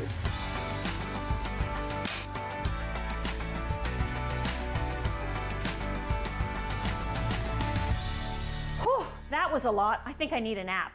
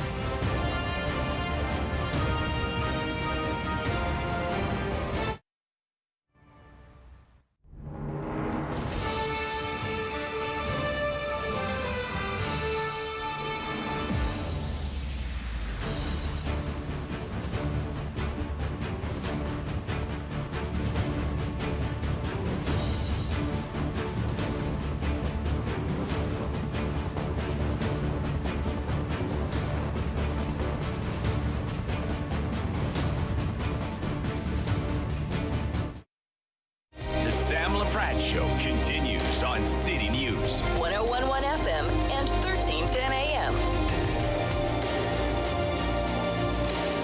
Well, it's the business lunch. We talk all things business. Today we're going to talk about something pretty sweet with Liz Connell. She's the co-owner of African Bronze Honey. And Paul Whitney's joining us today as well, managing director and co-founder. Hello to you too. Hi there. Paul's joining us in just a second. Here he is. That's Hi fantastic. Great to have you both here. Paul Whitney, where did the idea come from to get this beautiful sweet honey from Africa? Well, it wasn't our idea. We wish it was, but it was a friend of ours when we were living in Zimbabwe in southern Africa. A friend of ours decided that he wanted to do something to protect the vast forests of Zambia, and he wanted us to go into business with him, and we couldn't figure out how anybody could run a business in a forest that didn't have cell phones, roads, or any infrastructure, so we declined. And that friend of ours, Dan Ball, went on to start a project with some beekeepers, about 24 beekeepers, and today they have roughly 10,000 beekeepers, and we got involved 10 years ago to help them sell and market their fabulous honey in North America. And Liz, what makes the honey so delicious? Well, it's partly where it comes from. This is forest honey. It's certified organic. It's partly honeydew, which is extremely healthy, full of antioxidants, and a myriad of flavors makes it really delicious. And Paul, is this a profitable business, or is it more about sustainability? Well, we are a woman-owned B Corp, and B Corps are companies that try to solve global problems. The B stands for benefit, but they're also for-profit companies, and they look at using business as a tool to solve or resolve serious issues facing the world. And what we're working on, what our B Corp ideally resolves, is to help fight climate change by protecting these forests. So yes, it is about profit, and all of the investment that went into this is all done by private individuals that put their own money up and went ahead and tried to change the world. And I would add that it's business. It has to be sustainable. It has to make a profit. Otherwise, you can't keep going. Absolutely. So we're about sustainability for the environment, but also our business as well. And Liz, when you decided to bring this idea to Canada, what was the reception? We were really hopeful that people would think this was a great idea with, helping to save these forests, providing sustainable incomes to marginalized people. But people didn't really understand it. I don't know. We've had people say, why would you do that? I think people also just didn't really understand that this honey was very different than the product that they were used to buying in little plastic bears in the grocery store. Forest honey it's dark, rich, full of antioxidants. It's earthy flavors. It is delicious, but very, very different. And I think for us, what we had to do, we had to convince people that the product that they had been having, commercial agricultural honey, wasn't the only honey in the world, and that there were other opportunities. And I think that's where we've been so successful in, is telling people that there are other opportunities in honey that are very delicious. And Liz, where can we get the African bronze honey you're talking about? Well, we have an online shop, but we've also just restocked the shelves at Produce Depot, both the South Bank and the Carling locations. And people can also look for it within the next few weeks at Natural Foods Pantry. And Paul, do you sometimes pinch yourself that you're in the business of honey? Well, I'll put it this way. Sometimes it's a pinch, and sometimes we scream, and sometimes we laugh. When we started 10 years ago, we put down $100,000 and bought 28,000 bottles of honey and then tried to figure out how to sell it. That was a time when we pinched ourselves a lot. Today, we laugh a little bit more, and we're selling container loads of honey, and we have fabulous packaging. That is, we got rid of plastics in our packaging, and we've gone on to, I think, create a company, a local company that works globally and tries to teach other people how they can modify the way they do their business and in order to improve the world generally. We got rid of plastics by using jars that are not only reusable but repurposable. So I think what we're really proud of is how we've been able to grow our company at the same time, grow it in a way that was more sustainable than when we started. And Liz, give us some ideas on how we should enjoy this honey. Well, it's great in your coffee or tea. If you feel a little sore throat coming along, I always just take a teaspoon of honey, and the next day it's gone. I know it sounds like magic, but it kind of is. It's because it's so healthy, and it does what honey is supposed to do, which is protect your body. My favorite recipe is get any kind of meat, particularly chicken, and take some honey, put a little olive oil, a little bit of garlic and salt and pepper, glaze the chicken with it, put it on the barbecue, put it on the oven, and you've got this amazing roast, golden, delicious honey chicken. Well, now I'm really hungry, Paul. That's that sounds fantastic. Great ways to use that beautiful honey from Africa. Thank you both for joining us today. Well, thank you. Great talking to you. Thanks. Liz Connell joined us today, co-owner of African Bronze Honey, and Paul Whitney joined her, of course, managing director and co-founder as well. So got to get yourself some honey out of the beautiful community of Cardinal. And once again, local company solving some global issues. We wanted to spend some time today as well with the one and only Joe Riding. How are you, Joe? I'm great. How are you? Fantastic, Joe. I don't know how you do it. You're always so upbeat, but I think it's because you work with tulips all day. That's it. And I eat a lot of honey. And a lot of honey. Yeah. There you go. Joe Riding, of course, is the GM of the Canadian Tulip Festival. You don't wait for those tulips to pop up. You talk about tulips 24/7. How can we get involved in terms of Valentine's Day? Oh, that's right. So this Valentine's Day, adopt a tulip. So this is a program we have going on. We started at Christmas, and it's just been really popular. So for just $5, you can adopt a tulip that will be growing on our Blacklight Boardwalk or in our new garden, the Centennial Bed, which is at the HMCS Carleton. And so what happens is you adopt a tulip either for yourself or in this case, for your loved one. And they receive their adoption certificate, and then they receive regular updates through the gestation, we'll call it that.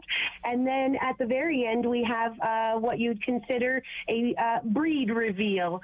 So when they pop up from the soil in the spring, you'll find out exactly who you adopted, what type of breed of tulip, and you'll be able to see your name proudly displayed in the park this coming May 12 to 22. Well, how cute is that?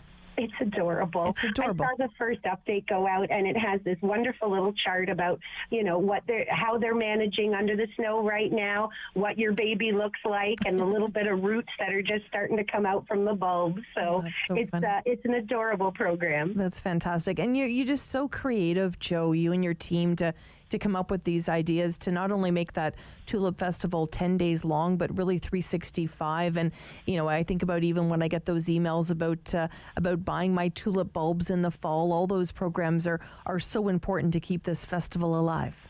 That's exactly right. So what a lot of folks don't realize is we are a nationally registered charity. We're just a small group of folks. We're 7 full-time, and our mission is to celebrate and commemorate and to ensure that the Tulip Festival remains free for everybody, because the original gift of tulips from the grateful Netherlands was given to all Canadians. So it's very important for us to keep telling the stories, keep teaching the younger generations about what sacrifice for freedom really looks like, and also celebrate the start of spring. We're the first festival with shorts and short sleeves in the city. So it's always busy. It's a great time, but it also carries a very special and very unique message. So when you adopt a tulip, when you purchase tulip bulbs from the Canadian Tulip Festival, all of those ways you're helping us continue the tulip legacy in this city and across the country. We have folks planting from Halifax to Victoria. Well, that's amazing. And it is such a highlight here in this city. A lot of us will invite family or friends to spend some time with us over that time. It really is that weekend that, or that time, that 10 days where the city really seems to come alive and people are out on their bikes and enjoying everything Ottawa has to offer. I know you're ticking down the days. How are we going to celebrate this year? Oh, you are so right. So we are just at 14 weeks to go before this year's edition, and we are celebrating the centennial of the Naval Reserve. So this is the 100th anniversary for the reserves. Obviously, we focus in a little bit more on their role in the Second World War. So we have all kinds of big watery plans. We're going to start with a bang at our opener using a vintage cannon on the water with boats from the HMCS Carleton. We've got a display in the park that is really something. You learn all about the wrens while sending semaphore across to the boats. And of course, we have our Blacklight Boardwalk at night, which was a real hit last year. So that's coming back, and we're adding a new nightly sound and light show on the boardwalk. So 10 minutes every night at 9:15.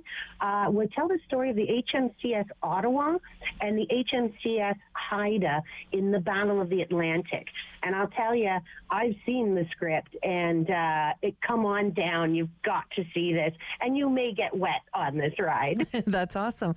That sounds like a lot of fun. And we know the princess just had, the beautiful princess, of course, born here in Ottawa, just celebrated a birthday as well. So lots to celebrate this year. That's right. And we were so lucky to have her last spring for our Platinum Jubilee. And of course, we look forward to hosting her again and again. And it really is such a uniquely Ottawa story. She's the only royal person ever born on in Canada. I shouldn't say Canadian soil because the room was technically Dutch for the day. Right. But yes, it's a gorgeous story that we really have to keep telling, and it's very important for us and for everybody, especially as you start to hear, kids don't know about the Holocaust. They don't believe in the Holocaust. They don't understand what our boys sacrificed. And in our particular case, we run a ghost tour in our evenings.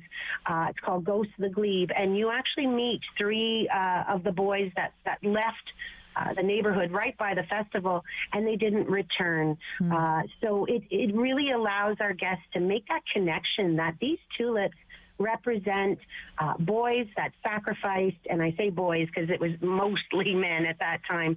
We lost 7,500 of them in liberating the Netherlands, and that is something worth commemorating and worth celebrating. 100%.